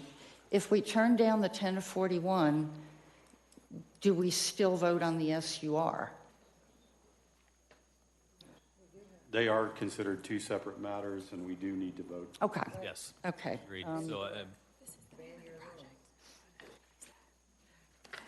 Okay. Sorry. You don't need to read the conditions, just read the top line. Just the top. I move that we vote no on the Sundance Solar Special Use by Review SUR 2024-0028. Oh. Or I recommend a denial. Sorry about that. And we have a second. And I'll second that. Roll call vote, please. Diana Edstrom, Nay. and just please let me know if you have comments. Wait, so we're voting I- in reverse, so you're an aye on that one. Yes, I'm voting no. Sorry, folks. All right, confirming and we need to be clearer than that. Okay. Which is why we make motions in the affirmative traditionally. So we have a motion to deny at this point. So that's what you're voting on. I'm voting aye to deny. Did I get that right? Yes. Yes. I'm so sorry. Yes, thank you. Dan McCullen. Kyle. Yes. Thank you. Kyle DiNardo. Aye. Nicole Hunt.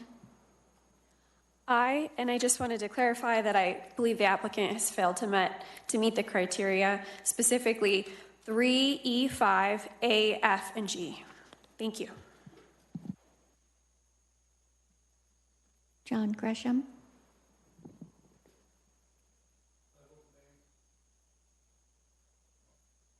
Sorry, I vote nay. Thank you. Dee Dee Schott-Grace. I vote yay for the same reasons that Nicole and Diane specified.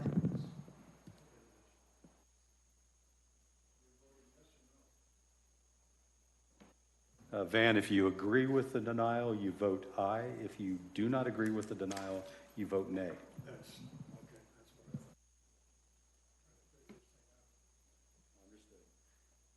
Commissioner Schott-Grace, I have you as an aye.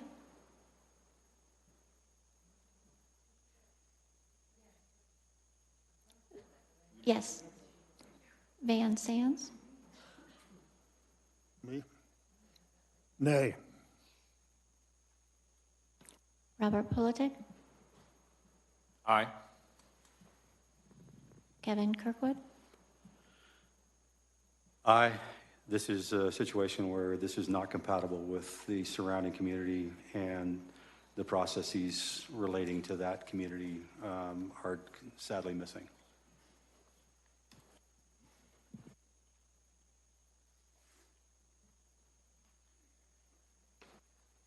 Thank you, Commissioners. I have 7 ayes and 2 nays. With that, thank you to the Sundance people, and appreciate your time, effort, and energy. It was a long road to hoe, and we will take a 13-minute, 12-minute break and reconvene for the working group session.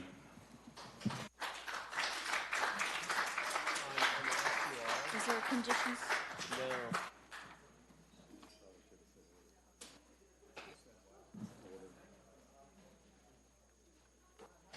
Wendy, you want to come get the recorder, please?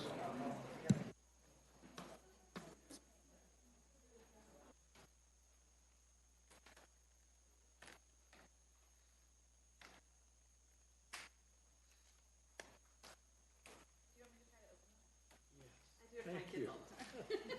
Commissioner, you're ready to begin.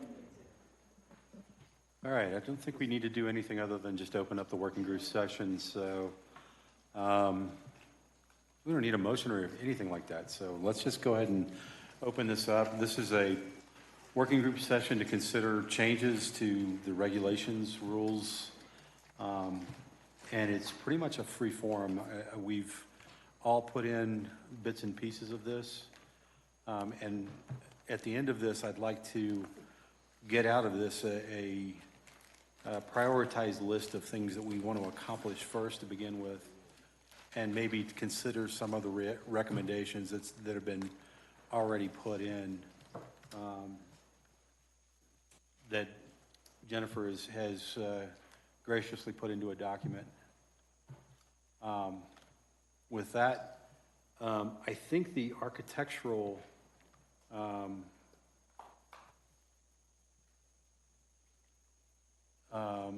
consideration, design standards was something that Kyle, I think you brought up.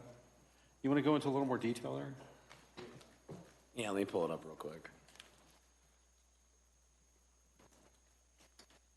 So just something I really want to see the county move forward with is an architectural plan, which doesn't really come at a cost for the county. It just puts that burden on the developer, and just make sure that whatever is being developed is going to fit in with a more rural type community. I would think when brought up the last meeting, the Walmart shopping center that's over there, that's great, all for it, but, that AutoZone looks like it's coming out of, Colfax.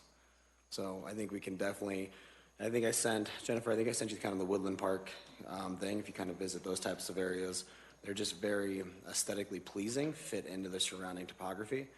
And I think that Elbert County can definitely benefit from that while not, limiting development, because that's not what I'm trying to do with an architectural plan. But again, it's not something the county has to take the burden of that cost.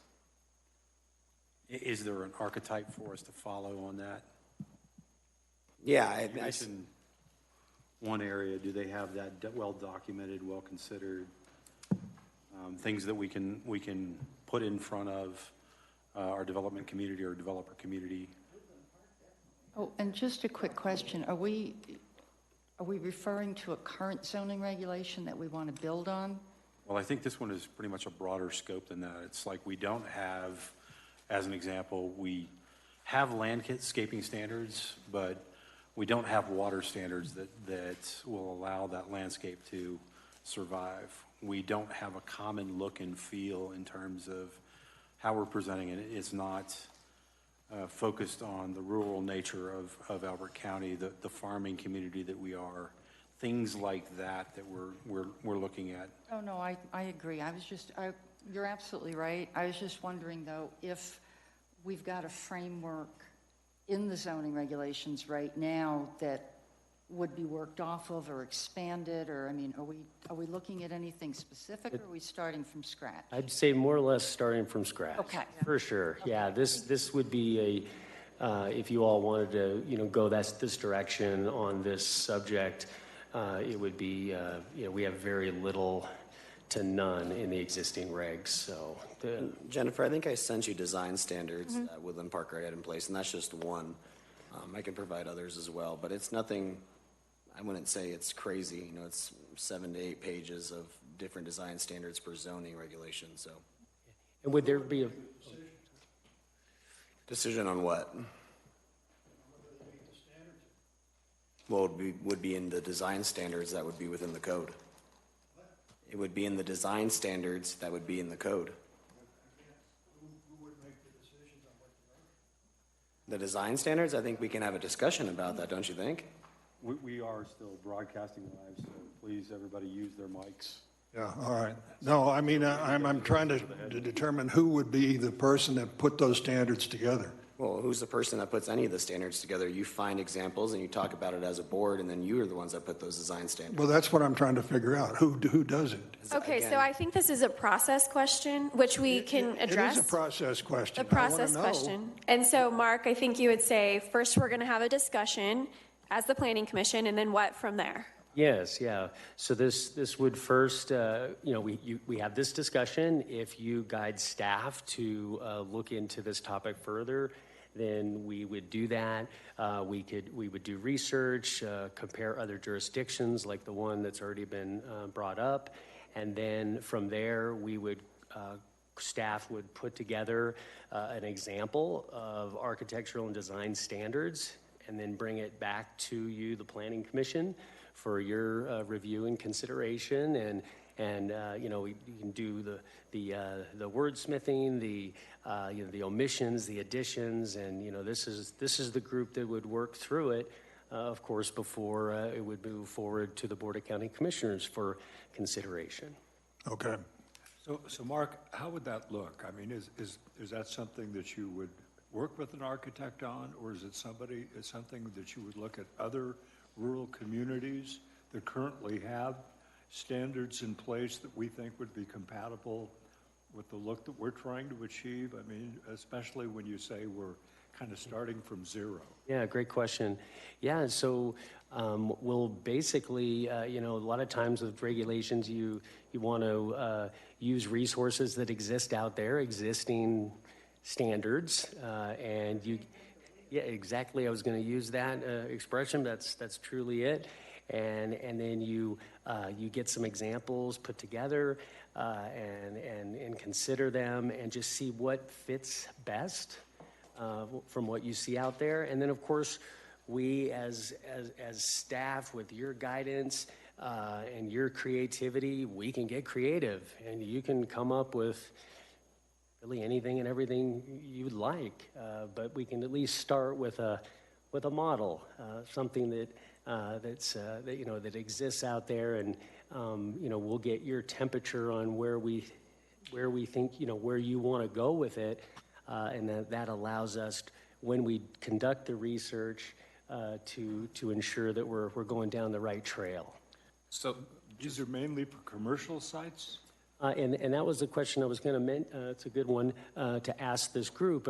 When we are talking about architectural design standards, is it something that you all would be interested in looking at across the board, commercial and residential, or is it one or the other? I like it across the board. Yep. I agree. I mean, I think we've used Burnco as an example for quite some time. There's a half a dozen others that are in that little section there that right by DB Speed or including DB Speed. Don't fit, look like they belong in Commerce City, and that's not what we strive to be. So. And when we're talking about residential, I don't want Elbert County to look like Aurora. I would like it to reflect residentially what Elbert County's history is. Have you considered, or have you talked to DOLA at all, since they do these types of things? They might be a very good resource for, how have they worked with other counties and communities to come up with these plans, especially since we've got the comp plan coming up. Yeah. I was going to ask, can that be part of the research? Can the contract for the comp plan, provide any of the baseline for that kind of information for you?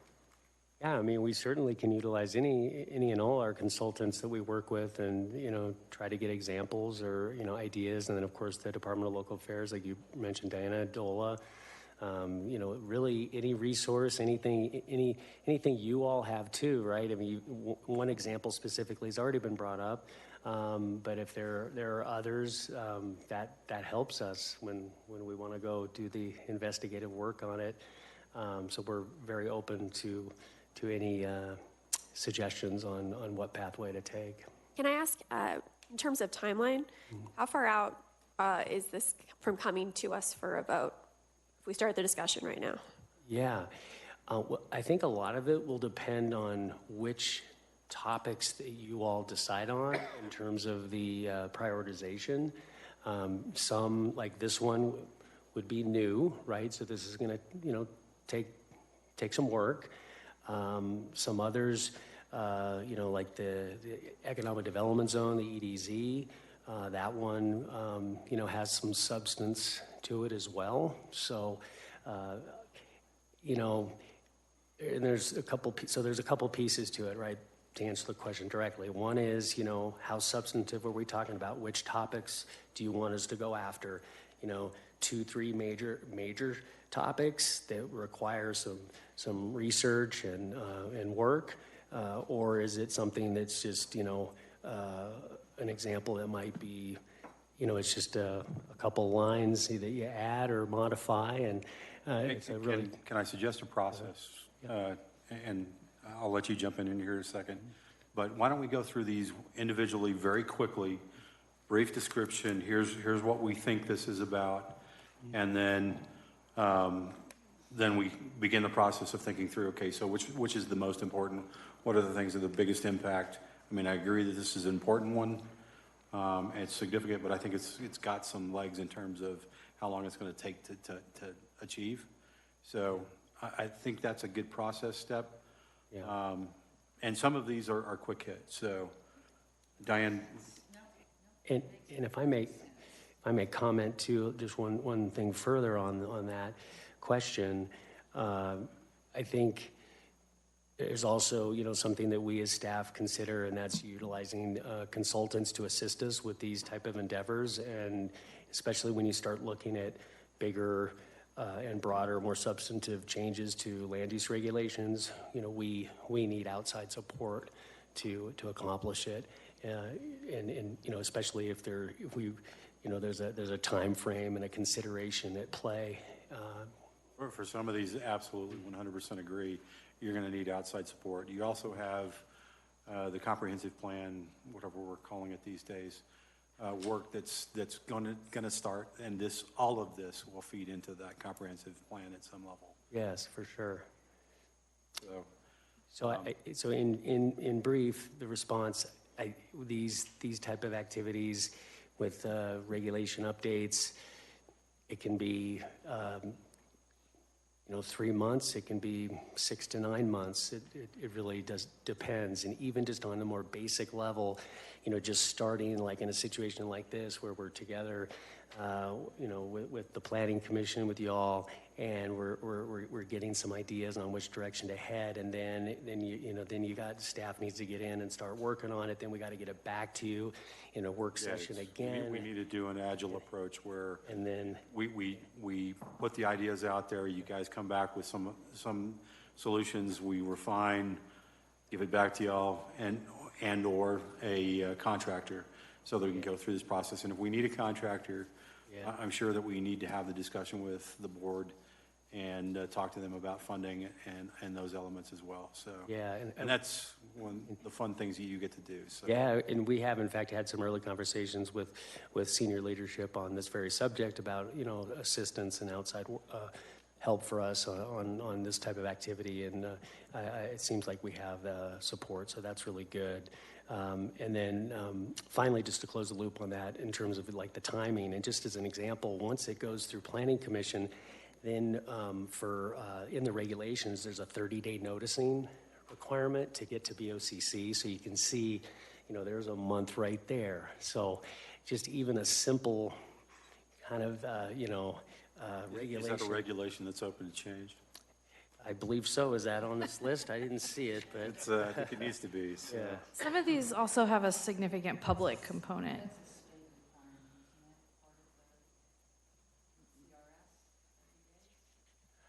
I don't know the answer to that. But, okay. So the next one on the list, not killing the number one, but number two is community meetings. I think we've all looked at this and said, oh my God, it's been 2 years since anybody talked. Things have changed around the neighborhood. This is a proposal of changing that requirement to community meetings must be held 12 to 15 months. Is that too long? About right? Or any specified time. Right now, there's no number. I think it needs to be between 12 to 15 months. That stuff that we had that was going on where it was 2 years and 18 months and all that, there hadn't been a community meeting. Nobody knew anything about it. I don't even think that was fair. I think it's not serving our constituents at all. In the interest of community members staying informed, I'd also support the idea of let's have, like, what about considering a community meeting at the beginning of a project or when somebody has the idea of a project? And then what we heard public testimony was that after the project went further along, they never knew like what happened until it was presented before the Planning Commission.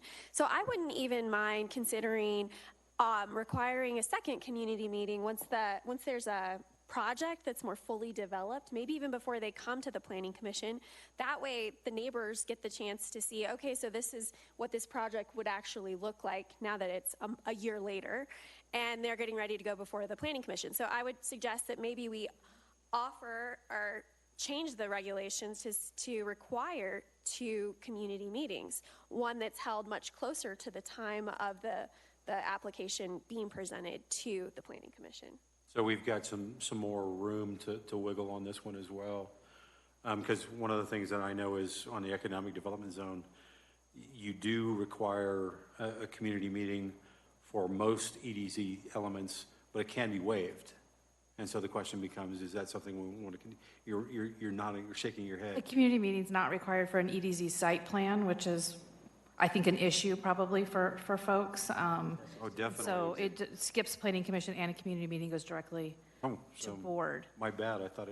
I thought in certain cases, because we didn't have a community meeting. We went straight to the Board of County Commissioners meeting for a RV park / storage place that I went and communicated with the board on, but you're right, there was no community meeting. There was community noticing. Yeah, no community meeting and no planning commission for EDZ Right. site plans. Yep.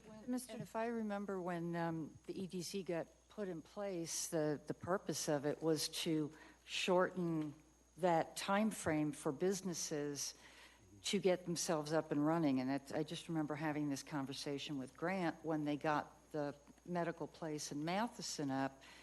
And I think there's unintended consequences sometimes with these things that weren't maybe thought through back in 2018, because it was put in place, I think, when we had the old master plan and the old zoning regulations. So certainly something that should be revisited, yes. Absolutely, community meetings are something that we need to look at, I guess, universally, because not just these 1 or 2 elements, but there's some other gaps as well. Concept briefs, I'm not sure who that was. And what is a concept brief? I mean, The developer comes in with an idea and says, here's what I'm planning. It starts the planning process. It's kind of the first time you guys get really eyes on where their plan is and what their plan should be. We like to say it's sort of like a community meeting, but for the board. So it's presented before the Board of County Commissioners. It's a presentation by the applicant, not by staff, to get a high-level early feedback. But if I can push back on that, because I was at the town hall meeting with the planning commissioners, and one of the things that they specifically said at the beginning of the meeting was that we will not allow anyone to stand at the podium and talk to us about an application that is in the process, because that would be an ex parte communication. And they're right, it would be an ex parte communication because those applications have started. So one of my concerns about this whole idea of concept briefs is that you are allowing the developer to have an ex parte communication with the commissioners, and no public input is even allowed. So I personally have concerns that basically what they're doing is presenting their ideas to the planning commissioner as an ex parte communication, and they're kind of getting the commissioners to say, this sounds pretty good, or yeah, I kind of like the idea of that. In essence, I think it actually creates liability for the county because this idea has been presented. The commissioners, they're relying on the commissioners' feedback to continue the process. Do they vote on it?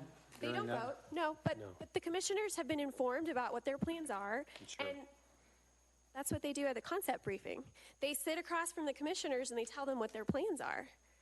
So I have an unsolicited staff comment on concept briefs.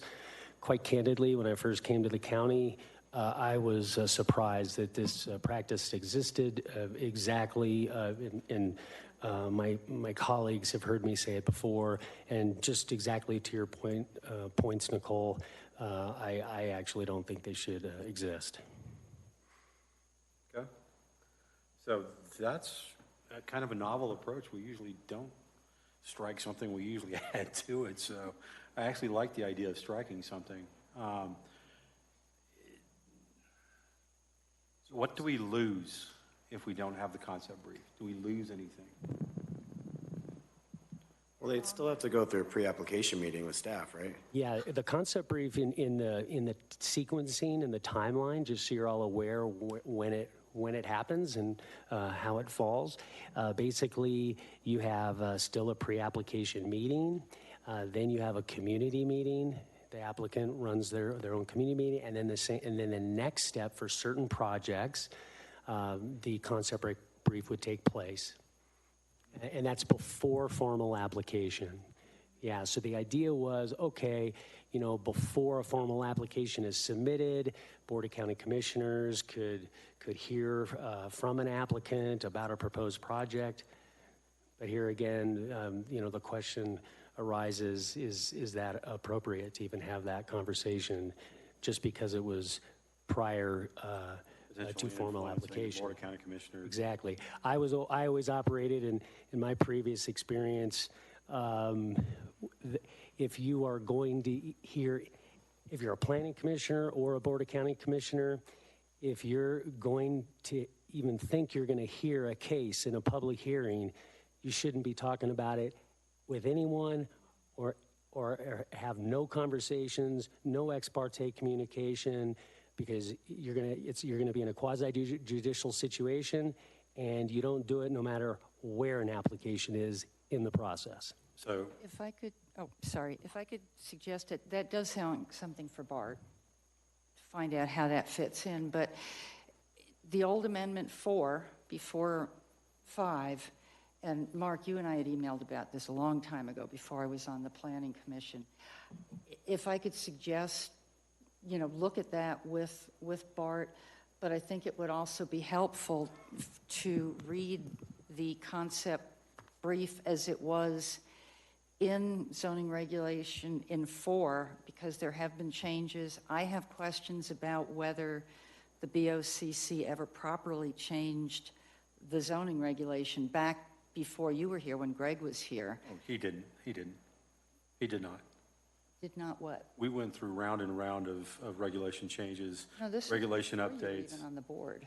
Greg was the guy in charge before Mark, Well, and I was here. So 2022 was when that concept brief, it never went before the Planning Commission. It went right to the BOCC. So I'm just saying, maybe we should get, the background and the history, find out legally. Do we care, right? Do we care about the legal aspects of it? Absolutely. Is there any kind of onus? I like the fact that it is an ex parte communication with the board, and I think we strike it. I think it's just an open decision that we can come back to in a regular meeting and say, this is something that, after conferring with Bart, of course, that we get the opinion and we make the recommendation to strike. I think it needs to be looked at a little. I'll tell you what, how about, do you mind if I go, go back Help and read yourself, it and please. see if there is value Please. in it? Okay. And when we come back together as part of this and we go to another working session, or we have any kind of board meeting, we can discuss it at that point because it's an official communication at that point. So please do take that action. So I'm having a hard time keeping up here. So Mark, did I hear you say that you feel that the concept of a concept brief is something we don't need? Yeah, it's not necessary in my opinion, and it teeters on the edge of ex parte communication. I can speak in, I just can't hear. Okay, so let me ask you a question as an example, just so I might understand. So we had the community meeting about Miller Ranch at the golf course, and then a short while later, they presented to the Board of County Commissioners. Was that the concept brief? That was the concept brief, correct. That was Yes, a waste sir. of time, Yeah. in my opinion. Mhm. They didn't listen to anything that was? That is an here? active application, so if we could talk about a concept brief as a general concept and not a specific project, I think that would be beneficial. Yeah, it also keeps us out of the doghouse, so. Thanks, Jennifer. Okay, so I think we have an action on that. I think it's a good action. And you were about to make a comment down there, Van? And turn your mic on if you're going to make a comment. Don't turn it off, turn it on. His hand snuck in there. So. No, I didn't have anything on the concept brief, so other than the fact that what it does is gives the developer or whoever a bit of a consideration of what's really allowed and what isn't allowed. And that's, if it stays at that, you know, and Mark, you're right, okay, it verges on the ex parte communication, but you have to be very careful with how it's done. And I'm not sure that it gets done properly. And I would argue too that working with the CDS staff is how they're going to know, the applicant's going to know they're doing what they're supposed to be doing. At the end of the day, it's up to CDS to walk them through those steps so that they're ready to present before the board. I would argue that that concept briefing really isn't necessary because that's something you're already doing with the applicants. Agreed. Thank you. So the next one actually might be Robert's, because I think it's aligned to what we were discussing earlier. If you want to talk about the approval concepts and... Oh, yeah, yeah. So thought occurred to me, and when a applicant is before us, you guys do a lot of work coming up into the meeting associated with assisting them to make sure that they're doing all the things that are the requirements for the, you know, the specific application.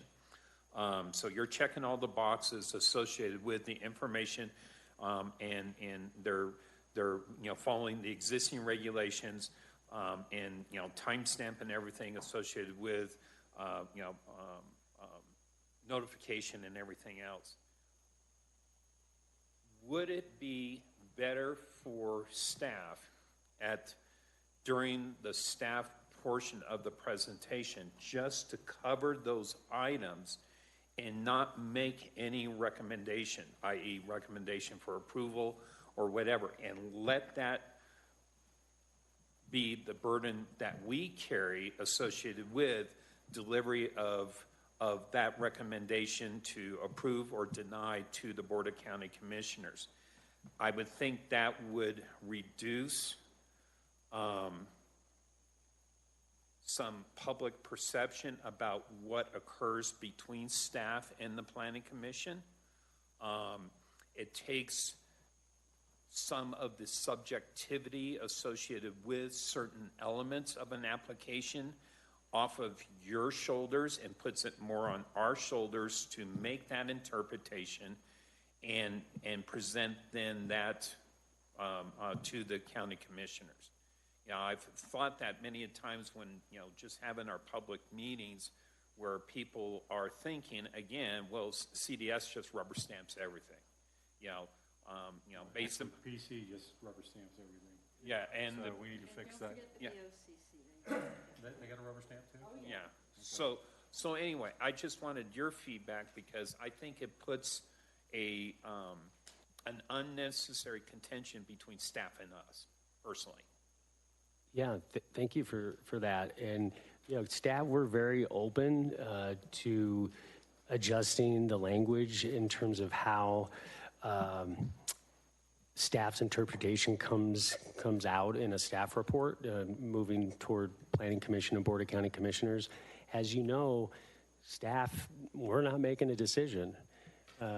You all are making a recommendation, and there's one entity that's making a decision, and that's the Board of County Commissioners. So we are very open to any language adjustment as it relates to the way we present material to you and the Board of County Commissioners. Mark, don't you cover that later on? Isn't that covered later on in some of the suggestions? that all you do is say the process is complete rather than a recommendation. I read that in here. Yeah, I believe it comes later, that specific topic. Yeah, it does say that later in the. Yeah, there's some examples, I believe. I just have one clarifying question. I mean, I kind of lean towards that as well. But if staff thought that an applicant did not meet the criteria, I think I would also want to know that too. So I wonder if that's just a conversation we would have. Here's the issue, okay? Don't give it to us until it is complete. Well, that then presupposes that the only thing that gets in front of us are things that they approve, and I don't think that's where we're going here. I think what we're saying is, you have conditions, you're going to look at it and say, they've met the conditions, you don't necessarily agree with it, but you're going to put it in front of us at that point, and we're going to make the decision of what to recommend to the Board of County Commissioners. Correct. Right, and then on the flip side, if the applicant in staff's estimation did not meet conditions, we could make the same claim. We don't have and correct me if I'm wrong, this comes back to that whole conversation with the criteria. And I think that's what we're talking about. And those criteria are vague, open to interpretation. And they're also in the zoning regulations, they're not presented as approval criteria, even though I know sometimes it's said that way in the meeting. It's criteria for consideration for the Planning Commission and the BOCC. And I think that's something that's worth having a little more discussion around, because I think it's been misinterpreted, but as we redo the comprehensive plan, that may also change. Yes. And that's, the harmony thing. We could talk about whether something is in harmony till the cows come home and not compatibility. Yeah. Yeah. So to Nicole's point, about the possibility that the staff would, recommend denial or it doesn't meet the conditions. If it doesn't meet the conditions, don't we not get it anyway? I don't think so, because we would get a completed packet. If I could address that just a little bit, I will say that when we're working with applicants, right, which often takes months, if we say we don't think this requirement is met, this requirement is met, this requirement is met, right, which may not be a criteria of approval, but a requirement of the regulations, right? There's a difference in those two. Applicants, 99% of the time, pull out. They don't want to come before a decision-making board if they don't have staff support. So I just want to understand that that's why you all, including the Board of County Commissioners, very, very rarely sees a negative recommendation. I see the denial twice. It's because most applicants choose to pull out, right? They choose to not move forward, or they choose to come back later, right, when there's an election or something like that. So that's just one piece of that. And I would say that the other piece is, I would hope that whether we change the word from recommendation to something else, that's fine. I would hope that our boards and commissions would want to at least have staff help point out areas of concern, right?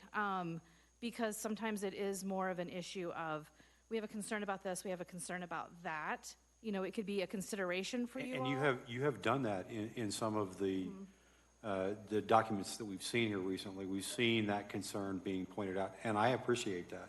Yeah. It doesn't change the fact that you still put, we recommend approval, but at some level, it's, put the concerns in there, put those elements in there, but take out the line about approval, and make that our problem. Make it our problem. Sure.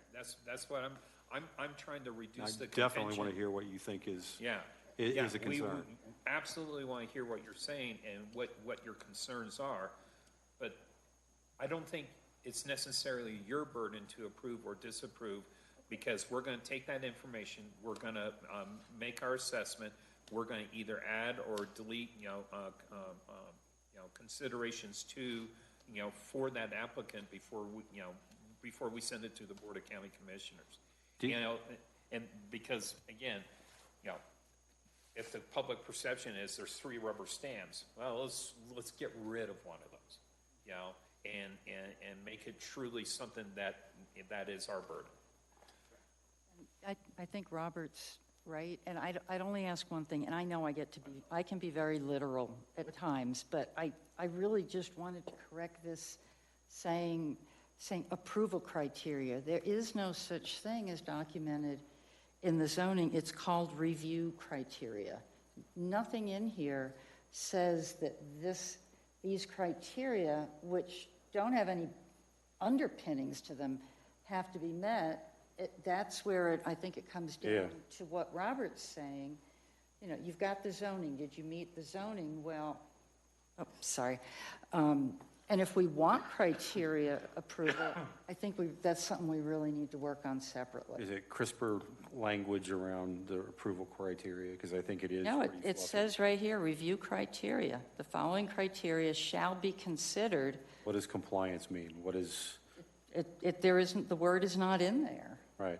Well, So it's in the rules and regs. As far as following the zoning regulations. Right. So then you come down to, do you just stop, to me, do you just say, did we comply with the zoning regulations? We're done. Well, yeah. It's again, you know, back to our fiduciary responsibility to make the recommendation that basically says, you know, either it aligns to, becomes part of, is in conjunction with the county plan, the county mandate, however you want to look at it. Go ahead, Nicole, you're about to say something. Yeah, I was just going to say, I do think words matter, and approval assumes a certain posture for criteria. Review criteria is more neutral language. And so I think that's a good point that she makes. Yep, perfect. And then the next piece of that same line item is, once we have approved, does anybody go and check to make sure that the approval requirements are met, right? Yeah, that's actually an area of improvement, something Jennifer and I are beginning to work on. So it's, let's just say it needs to be addressed. Okay, so it's going to be codified, and it'll come to the Planning Commission for recommendations and go to the board? Yes.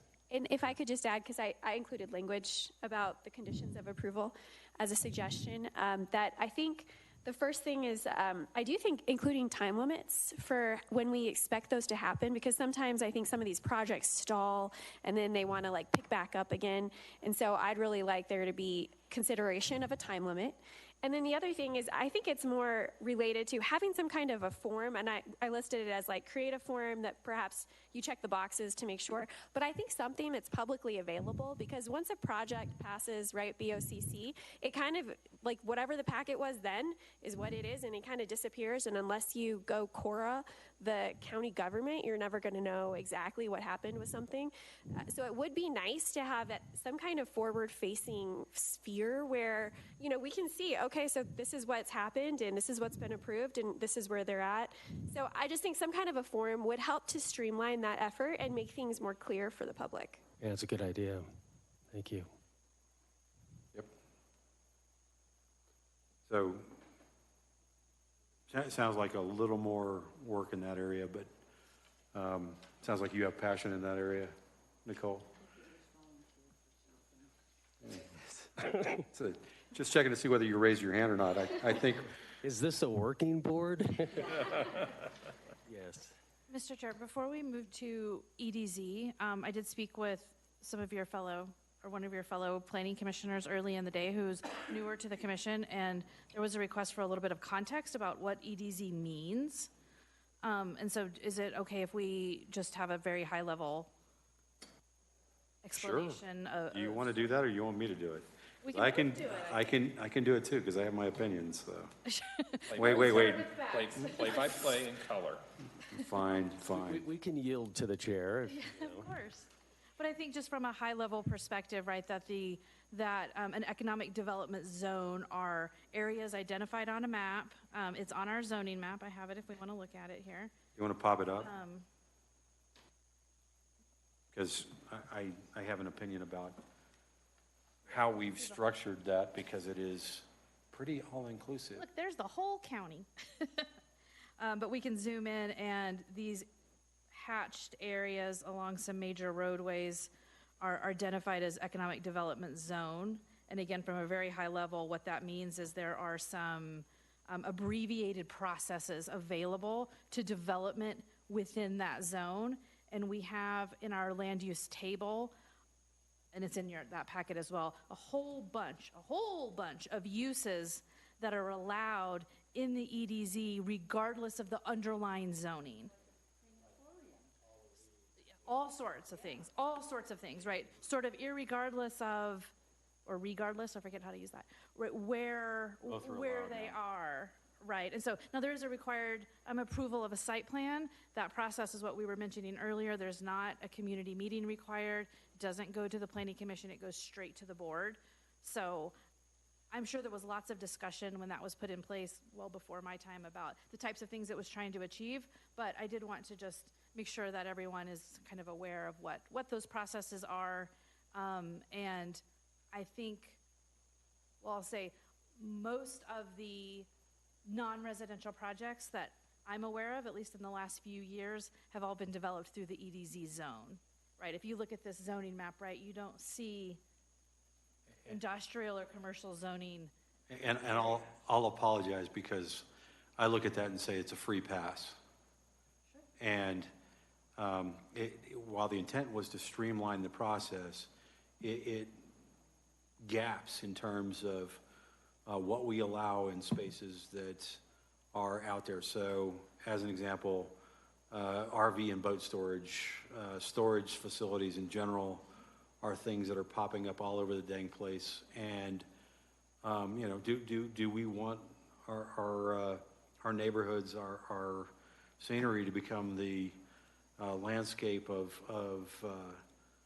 Winnebagos and storage units across the board? And they're never pretty. They never keep them clean. They never get the kinds of things that you would think of in care and feeding. It doesn't fit with the nature of what our county does. I went through every one of these and I looked at it and said, okay, so if you are in an economic development zone, does your status change from ag to industrial? Does your status change from ag to commercial? Does it change from ag to, pick your poison, recreational? The answer is no.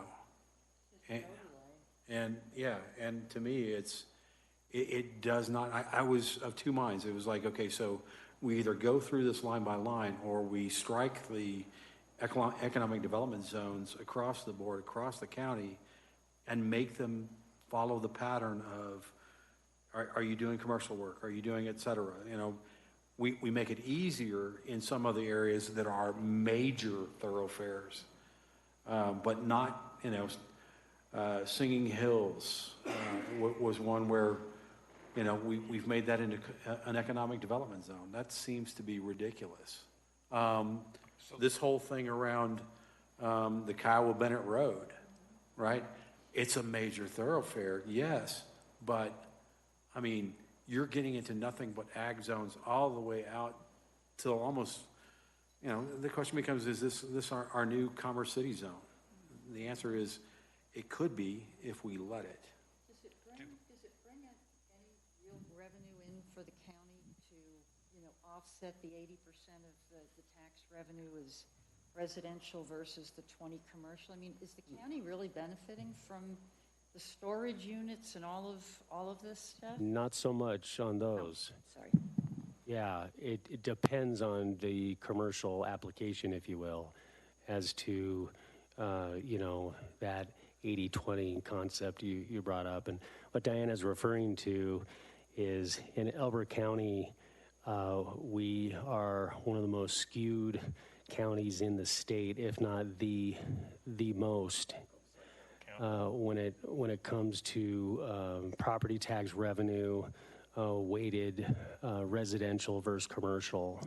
So we're 90% approximately residential and only 10% commercial. So some of the original intent related to the economic development zone was to try to prop up that 10% on the commercial side, because as you may be aware, with property tax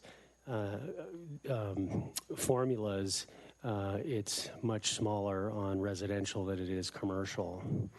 7% versus like 29%. Those are approximate figures. When you and I I was going to say, had a discussion about, the possible tiering of the EDZ to include certain types of, commercial business based upon the physical location of the EDZ. And so, you can't be putting in a, steel plant right next to Kiowa, but a garden center or something like that would be more appropriate. So is there a way to maybe tier it based upon physical location, and then within that tier, there are certain business types that would be amenable to that and still be able to process it as an EDZ type of application, but it's fitting now a architecturally correct type of use. I would Right? argue. I'm trying to meld some of these ideas or concepts for having something that's appropriate based upon the physicality to that location, so that Kiowa Bennett doesn't turn into Commerce City. I would say you could pretty easily tailor the allowable uses in the EDZ to highly desirable non-residential, right? If there is a desire to have some more non-residential, right, for tax purposes and services and things like that, but you could tailor them to be those that are highly desirable and maybe those that are more typically appropriate, this is a non-urban environment, right? I wouldn't even really call this a suburban environment, right? Right. In this rural setting, there could be certain ones that you could tailor to be that, so that it's not everything. It doesn't have to be uses that don't produce jobs or revenue. That's what my attempt was for highlighting everything in the yellow there. These are all of the things that are included and available as part of an economic development zone. And This entire list. Yeah, and I looked at it and said, okay, so I would be okay with a greenhouse next door, but would I, be okay with a fueling station, without a retail store? No. And I think it comes down to what is best for the county and the citizens. How do we, like you said, attract those businesses that are going to bring the money in, like hotels? Everybody knows there's no place to stay in this county. Right. And if I may add to the conversation here, you have the ability to recommend, really anything you see fit. And like the concept brief, the consideration of maybe removing it, you could do the same thing with EDZ. You could recommend removing the whole thing and starting over and trying to help create economic incentives that look completely different than this. I think that's what we should do. I do think that's what we should do. Because when you do these EDZs, the only thing you're doing is, it's almost like creating blight. And that's what it is. You want it to hurry it up, get done, get somebody in there quick like crazy, just like, I hate to say it, but Burnco. My gosh. Was Burnco actually EDZ or was it commercial? Because I was looking at the lots that were just this side of Burnco as you're going towards Kiowa, and I was thinking, okay, so they're all commercial now, which is good. In the industrial park that was put in as part of the EDZ. But on the back side, Connie's. Connie's house is just, it's horrible. Sorry, I don't know who Connie is, but. Everybody should know Connie. Everybody knows Connie. But I'm just saying that on the back side of that plant, they literally have just all this mud that has just come down across her driveway. And she had to get a plow to get it out of there. She borders her property, her Backside or front side? On the back side of on the south side, she borders it. And they were supposed to be putting in all kinds of things for that. They were supposed Dust mitigation.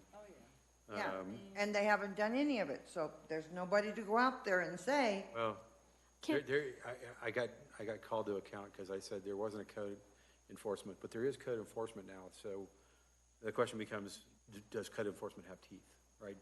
Do they have fines that they can levy? Are there things that we can improve there as well? Yes, very much so. And the answer to the question, is there teeth in zoning compliance right now? And that is an emphatic no. And senior leadership is aware of it, and we are hopeful that we can establish some true compliance in this county. Fantastic. I have, Love to be part of that solution. and I just want to say one thing. You know that the XL is going to need another cement plant out there on Kiowa Bennett Road because it has to be so far from their building. So what's going to happen, you're going to let all this, a mile of this solar goes in there, and then you're going to have another cement plant, and it's just, Kiowa Bennett Road is not going to be Again, houses down I think we're going to get into troubled waters there because we're talking about a future. No ex parte communication, folks. Thank you. I thought you said hypothetically. I'm sure I heard you say that. Well, I just wanted to mention two things on this topic. First is that I have as a lawyer, I have real concerns about the due process that is denied to citizens through the EDZ process when there's not an opportunity to hear about what's happening through a community meeting, when there's no planning commission meeting, when it goes straight to the BOCC. And I just think that when the community is involved, when we get feedback from them, it helps the county to guarantee that they're moving in the direction that they want to be moving. And so that's one comment. The second follow-up to that is I would really love to hear from county staff, and maybe you don't know the answer right now, but if we were to completely get rid of the EDZ concept, what would be ways that we could incentivize businesses and the kind of businesses that we're wanting, particularly the kind of businesses that the BOCC wants to have in 20 years, right? Because I listened to the Greg Lopez discussion, and it was really fantastic. He said, we shouldn't be making decisions today based on one application. We should be making it based on what we want this county to look like 20 years from now. And I really fully support that type of approach towards city planning and county planning. And so I would just love to see, gosh, if we want businesses to grow here, like what other structures can we have in place in our county regulations that can encourage business growth without giving everything away and potentially sacrificing due process for our community to be engaged in the process? Yeah, just right off the cuff, just two things that come to mind. One is it has to do with taxes, tax incentives, and then the other one, can come down to, fees as well. And that's, just very, very high level, but, finding examples of architectural and design standards. There are other models out there in terms of incentivizing business that we can look to, and that's actually a pretty exciting topic, at least through my lens. So let's take this from an example. We had two things that we're thinking about. If we strike them, one has potential legal ramifications that we're going to explore. The EDZ probably doesn't have legal ramifications just because it's county mandate that the EDZ exists. Would it, by definition, put it on hiatus or on pause while we think through additional economic considerations for bringing the right businesses in? Yeah, that could certainly be a recommendation that the Planning Commission could put forward to the board. Okay. Rather than put it on pause, what I'm saying is, it doesn't sound like it makes sense. I agree with everybody. It needs to either go away or be dramatically redefined. And so, I think it's but that's going to take time. That redefinition is kind of the pause that I was thinking about there. And I was amazed to hear that there are no public hearings, that it doesn't go through the normal approval process. No PC And meetings. So it this is is, one this, public hearing before the yeah. vote. But this is the most highly visible part of our county in terms of people. And so it seems like, at least on an interim basis, we should apply all of the planning and public meeting requirements that are currently in place for everything else until, we come up with a new plan, because I think that will take time to do it right. Well, I think, and forgive me if I misunderstood, but I think if you're applying the standards for all other processes, that is essentially deleting the Deleting EDZ, EDZ. because that's, I guess the other piece though is the allowable land uses, so. Right. Well, I mean, I guess I'm not sure what that means. We would maybe need to explore that a little bit further. And you'd need to do a zoning regulation change to remove the EDZ, I'm assuming. Of course. Yeah, so yeah, it would You take. can also change the map. Do we have any EDZ projects currently sitting in CDS that haven't? yes. So those, you'd have to think about, how do they get handled? Do they have to stay because they're already in process? So, And I think the Board of County Commissioners would look at it and say, okay, so if we're doing this, it may weigh upon their decision for, what's currently in the pipeline for EDZ. So mechanically, how do we get this on the agenda? This is probably the biggest stupid question I've asked all night, so. Am I hearing this is the top priority? I'm Are we achieving the goal of tonight's discussion? thinking it is, I think we've got two things that we can act on quickly. And one is to remove the ex parte elements associated with the concept brief. Thank you. Wow, English, not me today. And then the other one There's a is, specific resolution that could be rescinded to impact that.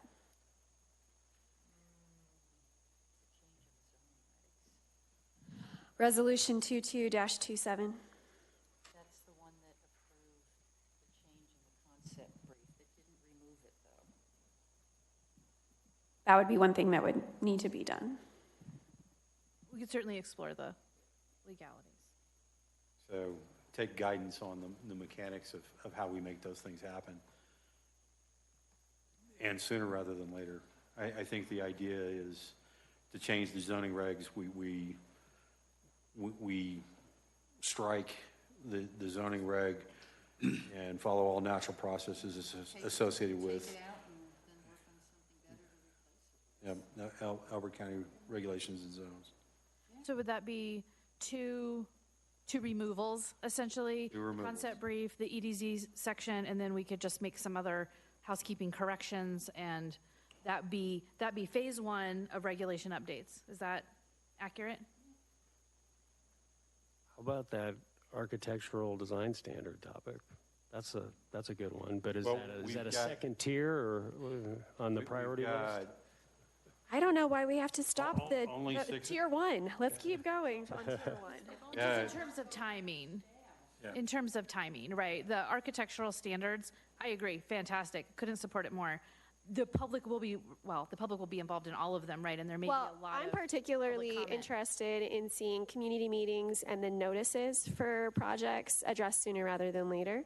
Because again, I think it gets at community engagement, their due process. Low-hanging fruit as Yes. well. That's an easy Your one. easy fixes. Community meetings and Other related to the notification process.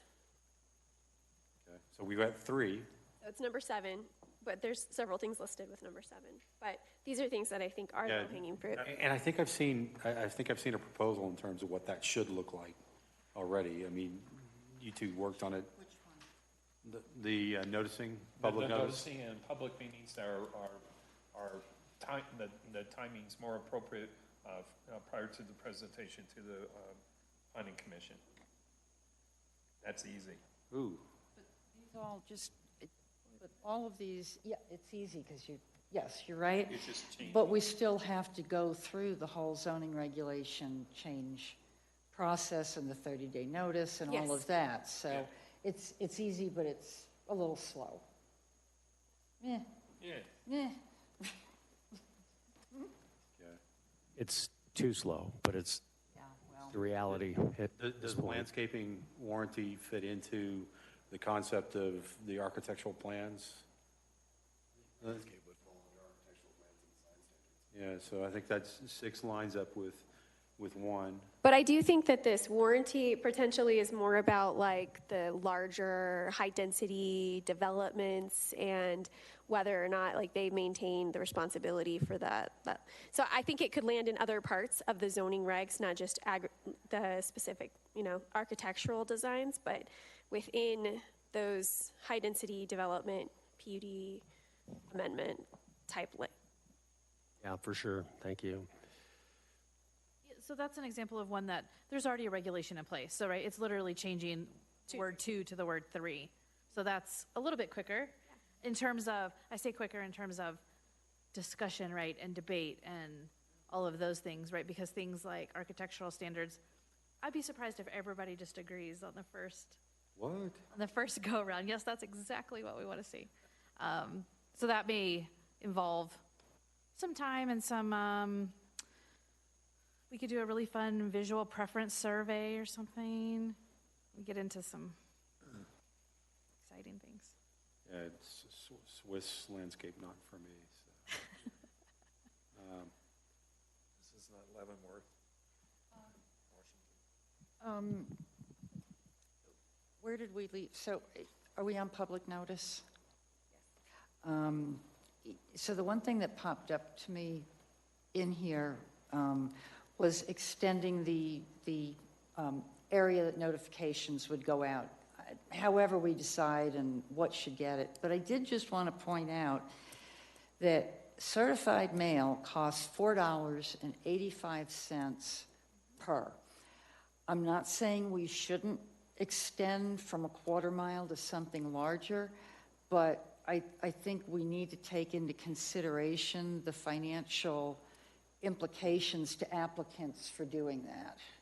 Just Agreed. And the certified mail topic, even though it was something that was just changed, that could always be a consideration or recommendation by you all to go flip it back the other direction as well. So. Yes.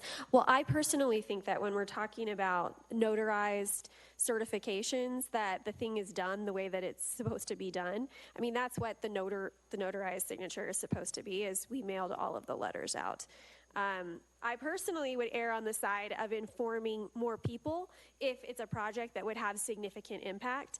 Living in such a rural area, the impact on your specific neighborhood or your larger community could be very significantly felt, but you're not like within a quarter of a mile from the project, so you're not going to get that notification. I would err on the side of notifying more people and taking away the certified mailing requirement, because again, it's mostly about the due process, and we're having everyone sign these notarized forms anyway saying we mailed it, so that I think serves its purpose. They're having to supply the address list of everybody they mailed to. So like you said, they're certifying these are the people we did mail to. Maybe there's, just something they can do additionally to the envelope itself to make sure it grabs somebody's attention versus saying, oh, junk mail.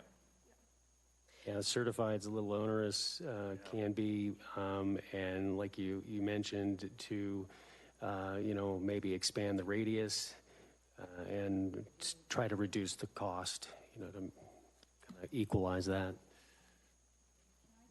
sorry, one more thing, since we're talking about the radius reports, the timing of those. The last few projects that we've had that were kind of getting old and dusty, some of those radius maps were 2 years old. So is there a way to, relook at that, and how soon ahead of time or how close to ahead of time of a planning commission meeting those notifications go out? Because with all the development, and especially if you're in an area where there's a PUD, you could have a lot of turnover, and then you're into the problem with notification requirements weren't met, and you've got that whole legal issue. Yeah, it's kind of like a refresh, similar to the community meeting topic, keep it a little more current. I'm pretty sure our administrative staff require those reports to be within 6 months when they prepare the notice for. I think it's the older things that might still be sitting around that we might just want to take another look at and make sure. Sorry, anything that maybe has been sitting around for a while, just make sure before that comes to the Planning Commission, how old is that list? Can we get that refreshed real quickly and get those notifications out? It's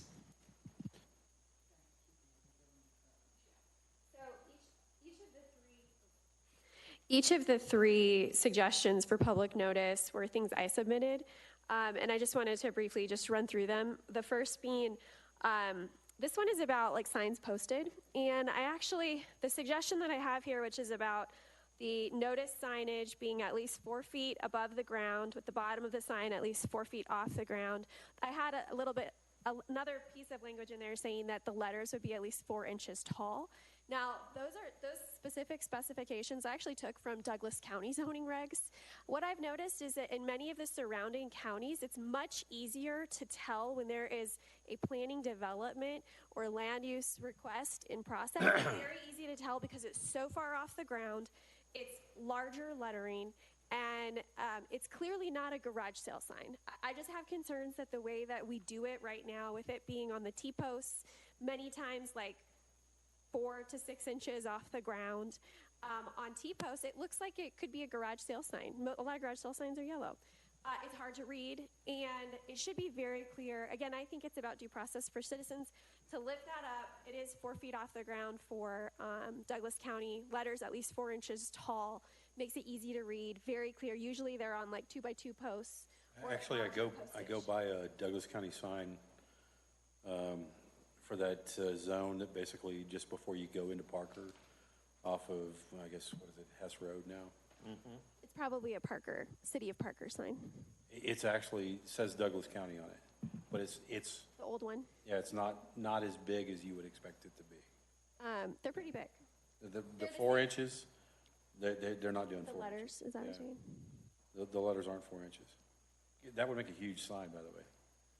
Well, With all of the information that's on our sign. zoning regs, I'm pretty sure they're 4 inches. Anyway, point is I think that there should be something about it, especially it being lifted off of the ground on more stable. And I can't tell you how many times I've seen signs that have been knocked down because they're not really securely put up on those T-posts. The wind knocks them over. Okay. I don't think so. I mean, okay. Well, sometimes maybe people take them down. But the point is if you've got a sign bolted to 2x2 posts, that's a lot different to take down.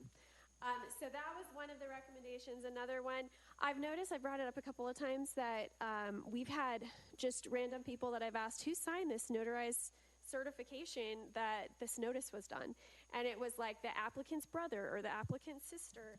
And I think that there ought to be a requirement that it's either the official applicant or the applicant's official representative, but somebody who's got some, who's literally got skin in the game. They're the ones presenting it to us because they're the ones that are signing a document that's a legal document binding in court if anything were to be litigated in the case. And then as we talked about, the last had to do with extending that 1/4 mile mail notice to something longer.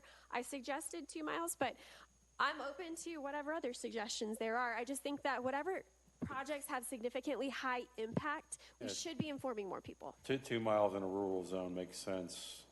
You know, a 1/4 mile in an urban zone makes sense. Also makes sense. Yeah. Because of the amount of visibility you see. So, that's a good one. We can take recommendations on it. Let's blow through the last 5 of these that we've got, and figure out where they fit. So, time limit on PUDs. Who is that? Because it makes sense. If a PUD stands nascent or nascent's the wrong word. It's basically It's dormant. Dormant. Thank you. Appreciate it. I submitted it. Okay. Then it should revert back, and we've got some examples of that, I believe. Did you say that out loud? No. Okay.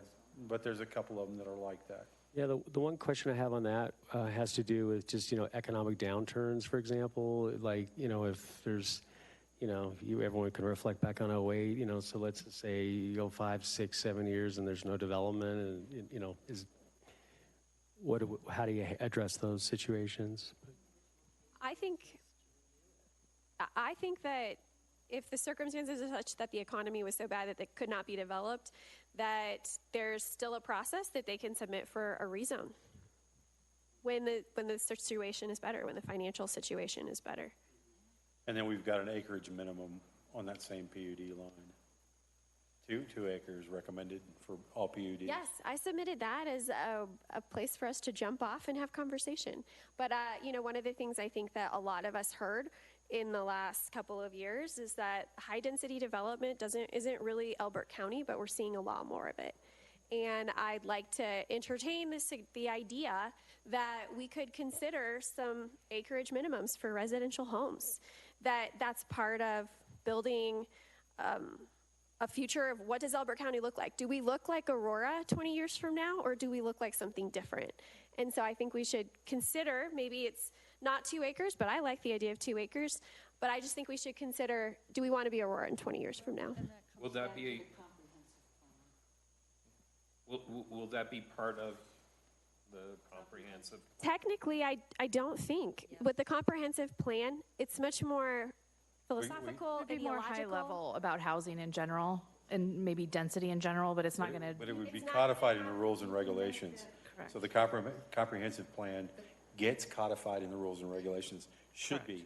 But we've kind of missed it because we haven't. Comprehensive plan and determine that. Yeah, but it's going to use softer and fluffier language, like, we have a rural aspect, and good fences make good neighbors, those kind of concept.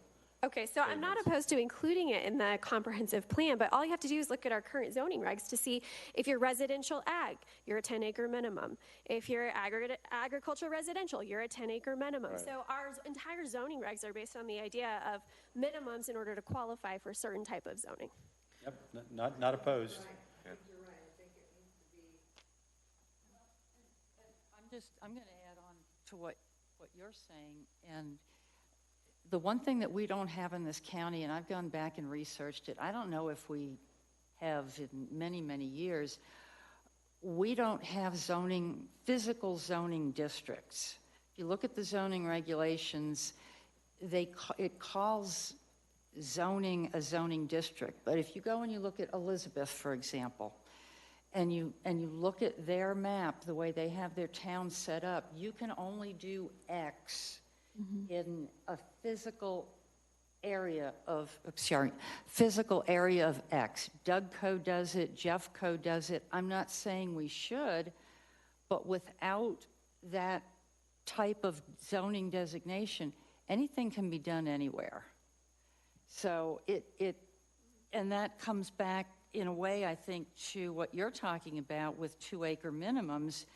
If there were parts of the county that were designated as you can only do 2 acres here, then that would happen. But it can be very onerous, and you're really, really telling landowners, So you can only do X. We can add this to the concept of overall planning for how we want our county to look. Yes, and this ties directly to a comprehensive plan update. So what you're talking about now, those type of things can be woven in. A future land use plan is what the county doesn't have. Crazy. Absolutely. Okay. 9 recommendations. The PC has a split vote, changing the way we report that out to the Board of County Commissioners. I think that's attempting That to was already yours, right? be handled. That did not come from this group. Oh, okay. But I think through the way that the minutes are provided, and especially in the updated BOCC staff reports, that can be addressed, especially now that you all are doing a really good job about explaining Right. and having good discussion, that just naturally leads itself to handling that one. The board should be asking the question, okay, so they didn't all agree. What were the dissenting items? Yes. Or reverse, everybody denied it. Why? Right. Okay, no, that's good. So I think that was mostly being handled, but we can. Okay. Right, you're saying it still requires a zoning regulation change? Is that why it's in here, or? It was a comment made by. Right. That was put in there, so it was included in this. So you think it could just be handled internally versus put in the actual zoning? I'm just letting you know that's happening, yeah.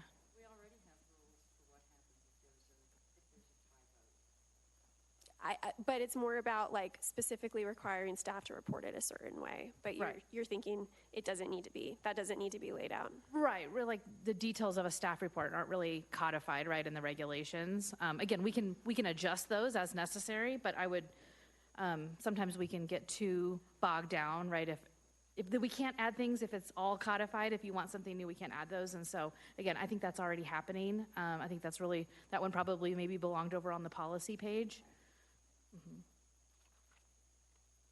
So, and then 9, the second 2 bullets we've already talked about. So rezoning approval criteria, what does compatibility really mean? Revise approval criteria for zoning to include consistency. So compatible and consistent. I mean, to me, this is huge. This has so much meaning and impact. And again, I don't know enough about what's happened in the past, but when I research where some of these high-density housing projects have been approved, and there is primarily high acreage or large property surrounding them, I mean, that is, in my view, is not compatible. So I think, I don't say I have the answer here, but it really needs to be much better defined. Well, a couple ways we can define it. So to remove the subjectivity, if we had zoning districts, okay, that's, that can be, made suggestions within the comprehensive plan that removes the subjectivity of, is it in harmony? So that would be one way for the county to be able to put some sort of guardrails or parameters around that. And then the second thing is, based upon what we were talking about previously, instead of them, making the suggestion for approval based upon harmony, take that language out and then becomes something that we as a group, work on associated with what do we feel is, truly in harmony with the surrounding area. So you're right. Typically, a jurisdiction has a future land use plan as part of their comprehensive plan. Right. So I think the terminology really is future land use designations versus zoning districts, because we do have zoning districts. But the future land use map is something that we don't have. It doesn't exist. In most places, the rezoning approval criteria is that it's in conformance with the future land use plan. So that's kind of the piece that's missing. And so without that, you have some of these higher level concepts, right, about compatibility, which I had the assessor's office run the numbers. 95% of Elbert County is zoned ag. So that's one thing to keep in mind, right? That's sometimes a challenge with things like compatibility is a future land. And so I'm agreeing with you. I think a future land use map helps a lot of that, and it provides you something concrete to review. Is this what was envisioned or not? Well, and you know what happened too, just if you go back and you look, the old master plan was very specific in its language. It had words like X shall happen. And when it was very clear. And when you look at what happened with the comprehensive plan that was done in 2018 and the zoning, all of that definite language got yanked out of there. And it was made very iffy and wishy-washy. And I was at a planning commission meeting years ago, and there was an open mic. And the current mark and, a past two past planning commissioners were having this discussion about that language and why is it so wishy-washy, and the you said, well, because nobody wants to make a decision. They just want to leave everything kind of up in the air, but there used to be that very definite language in the old master plan, and that's something maybe when we get to the comp plan, we need to keep that in mind. Well, as we look through the rules and regulations, I mean, as an example, on 12, in ECR 1 changed, Elbert County may require the monitoring of one or more wells near the boundaries to Elbert County shall require. And that gets us to that definitive. Yeah. And there's a lot of ifs and maybes and woulda, coulda, shoulda stuff in the current regs that we ought to be looking at universally across the board. Mr. Chair, I apologize. Can we go back to 9 just really quick, because I misspoke. I wasn't looking at it at the moment, the one about the split vote. This item was that rather than, what this person wanted was instead of it going on the majority vote, right, the Planning Commission recommends X, they wanted to change this language in the event of a split vote. So I was speaking more about explaining why, which we do handle that in the staff report, but I just wanted to clarify. I felt like I missed. Yeah, you're still asking the question, did everybody agree? Right. Or answering that question, did everybody agree? Right. No. What was this dissent, or what was the reason? Right. So but they want, instead of, say, the Planning Commission recommends approval, if it's a split vote, the Planning Commission recommends a conditional approval with reservation subject to the BOCC approval or denial. So we could codify that if that's something that you all. I think if it is in a reg, we should codify. I apologize, just wanted to clarify that. No No, worries. that was good call out. So, 11, adopt tree preservation regulations in order to protect pine trees and natural vegetation in Elbert County. So are we gonna? More so goes with design standards. I think it does too. What does this mean? Look, we got a lot of areas in Elbert County, especially around the Elizabeth area where I'm coming from, that are just mature pine trees. And the last thing you want to do is just have a development come in there, not have regulations, be able to demolish all those trees just to develop single-family residence. Here, here. Okay. Who owns 12? That's the question? Who owns 12? Again, some of these did not come from this group. Require that the Department of Water Resources letter shows, I appreciate the context here, but the Department of Water Resources, DWR, has a tendency to use wishy-washy language because they don't think they can count on their forecast. Well, and I don't know that we can codify what their letter's going to say. Right, that's a challenge.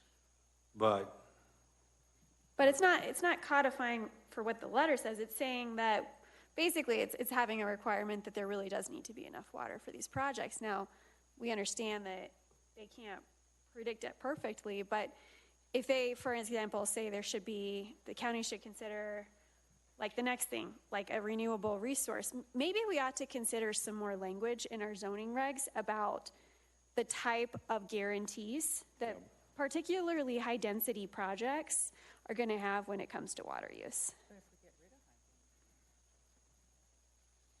well, it still will, because you'll get to a point where you get enough 2-acre sites, and it'll grow on you, or in this case, deplete on you.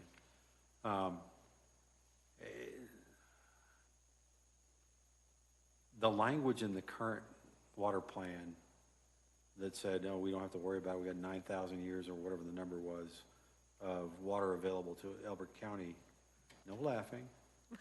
It does say something like that. It was disingenuous. I know we approved that plan or that statement in this planning commission, but it is not true, right? So. And I wonder if it might be worth having CDS talk to like an outside consultant who specializes in water use and zoning regs in other counties, just to get feedback. What are other counties doing, particularly more rural ones, doing to make sure that when they're agreeing to development, there's protections when it comes to the water rights of the whole community, right? And so I just think that's something that it would be worth connecting with an expert on, specifically related to, is there enough water for the project, and how many renewables? Should we require renewables? And if so, what are other counties doing? I've just got to ask, isn't that what the county just spent all that money for, to have the water plan done? Yeah. Thank you. But there was a problem with that particular study when we asked them to qualify based upon not only the usage of Elbert County, but also the usage by surrounding counties that are sticking their straws into the same aquifers, and they couldn't answer those questions because it was not part of the statement of work for that particular study. But it was, John, or Robert, it was part of it. I went back, and so did Commissioner Buck. We both went back, and it was part of the scope of work. Yeah, I found it in the language as well. So. Yes, and so it was in the scope of work. We paid $99,000 for that they did not do that in their scope of work, and that was requested. But previous commissioners went ahead and just approved the bill and approved the study. But it is incorrect, and it is You're right. lacking. And one of the past commissioners who isn't here, and I think Mike Buck had gotten up at the BOCC meeting and brought up what was on that RFP, what was the scope of work, and that particular commissioner said, well, things change. Yeah, well, they didn't change. The scope of work should never It was change. ignored. Yeah. So what would be the appropriate way for us to get information that would be appropriate for any upcoming applications for PUDs and so on? Do we do it on a PUD by PUD application basis, or do we resubmit for another study? I don't think we got 100,000 spare. No. I would argue that, we could look to, other jurisdictions, like we can with other things like architectural design standards. I'm sure, I don't know, I haven't reached out or connected with folks that deal with water in our within our neighboring counties, but we have some counties that border us. If you take a look at the three that border us, you've heard me throw this stat around. Douglas, Arapahoe, and El Paso counties respectively comprise a third of the state's population, and water is no new topic for them. And I believe that some of our neighbors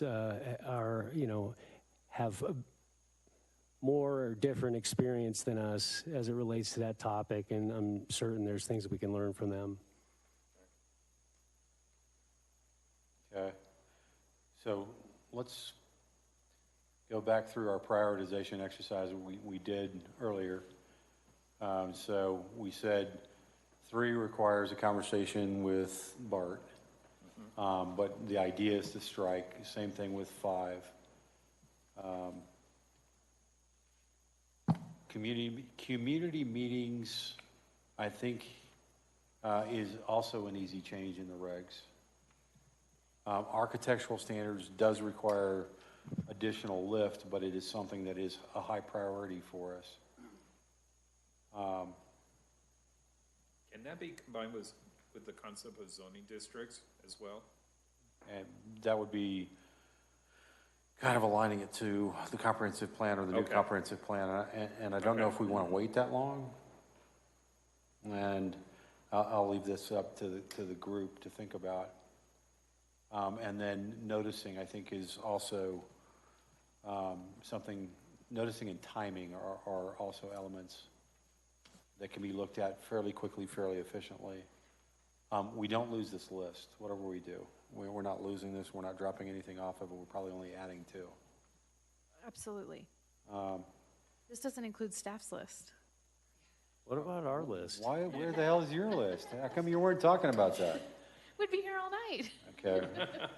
We do probably need to discuss staff's list as well, because I know you guys are working on stuff. Oh, yeah. So, but I think we've got, I think 7 was one of the noticing things that's important and needs to be changed yesterday. But I think we've got the top 5, right, things that we want to work on immediately. And I think we've got some legs to stand on. We need to get process steps for how we get this included on the agenda, number 1, and number 2, get it voted out, because you can't do it in a working group session. I think we move to adopt that prioritization in the next meeting, as discussed in the working group, however you guys want to phrase that, and then put it to a vote, and have everybody weigh in on the elements associated with it. At that point, you can come back with the conversation you had with Bart, because we'll be having an open meeting and an open discussion on it. Noticing on these elements where we're going to strike something or strike those elements or change the regulation, fully 30 days? Yeah, with any regulation change, it's a 30-day noticing requirement for the Board of County Commissioners, not for the Planning Commission. Yeah. So we make the recommendation, and we have a hiatus of 30 days to wait for them to consider and then weigh in. correct. Is it possible to kind of stack those things a little closer together? So, meaning if we've got the notification to change the zoning and the Planning Commission approves it, does the 30-day notice have to be 30 days after the Planning Commission? Or could it just be we notice the 30 days very close to when it comes before us? I'm not sure, it's late. I'm not sure if I'm explaining that right. You are. If my recollection serves, it is the former. It's where, it has to go through Planning Commission first. Right. Yeah. But could it go through Planning Commission like today? For example, we would approve something, say, today. We've got that noticing, but it doesn't need to be 30 more days after that for the BOCC. It just needs to be a 30-day notice after the plan. It's late. Does it have to be, let me try one more time. So if the Planning Commission was noticed to approve it today, for example, does it have to be another 30 days from that approval date to go before the board? Yes, I believe so. I think so, but we can check. Okay. I'm just, if you could still do the 30, but not, yeah. I'd like to include the tree retention code in this. It's a lot more important than people think, because I know of one major development that is in process that is planning on eliminating a significant. Pardon me, Dan, can you speak into the microphone? Thank you, sir. Pardon me? Okay. Pardon me. Okay. Well, okay. I would like to include number 11 in the priorities. Okay. I think we can include 11 with the design standards. I know the Woodland Park one that I'm referencing, the tree preservation code is within those design standards. They really go hand in hand. Yeah. So we might also look at the language in the PUD stuff as well, because that's, I think, where this is going to hit home for Dan's concern. But I think it does belong in that overall architectural standard. So I think it's in both places. And so we need to take a look at both. So Yeah, thank you. I'm about fried. Anybody have anything else? Then I think we notice that this working group session is closed, and I'll entertain a motion to retire for the evening.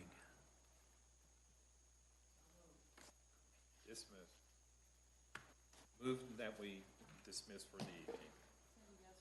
How about a second? I'll second that. All in favor? Aye. Aye. Let's get out of here, go home. Thank you. Thank you. Good stuff. Good session, guys. Thank you.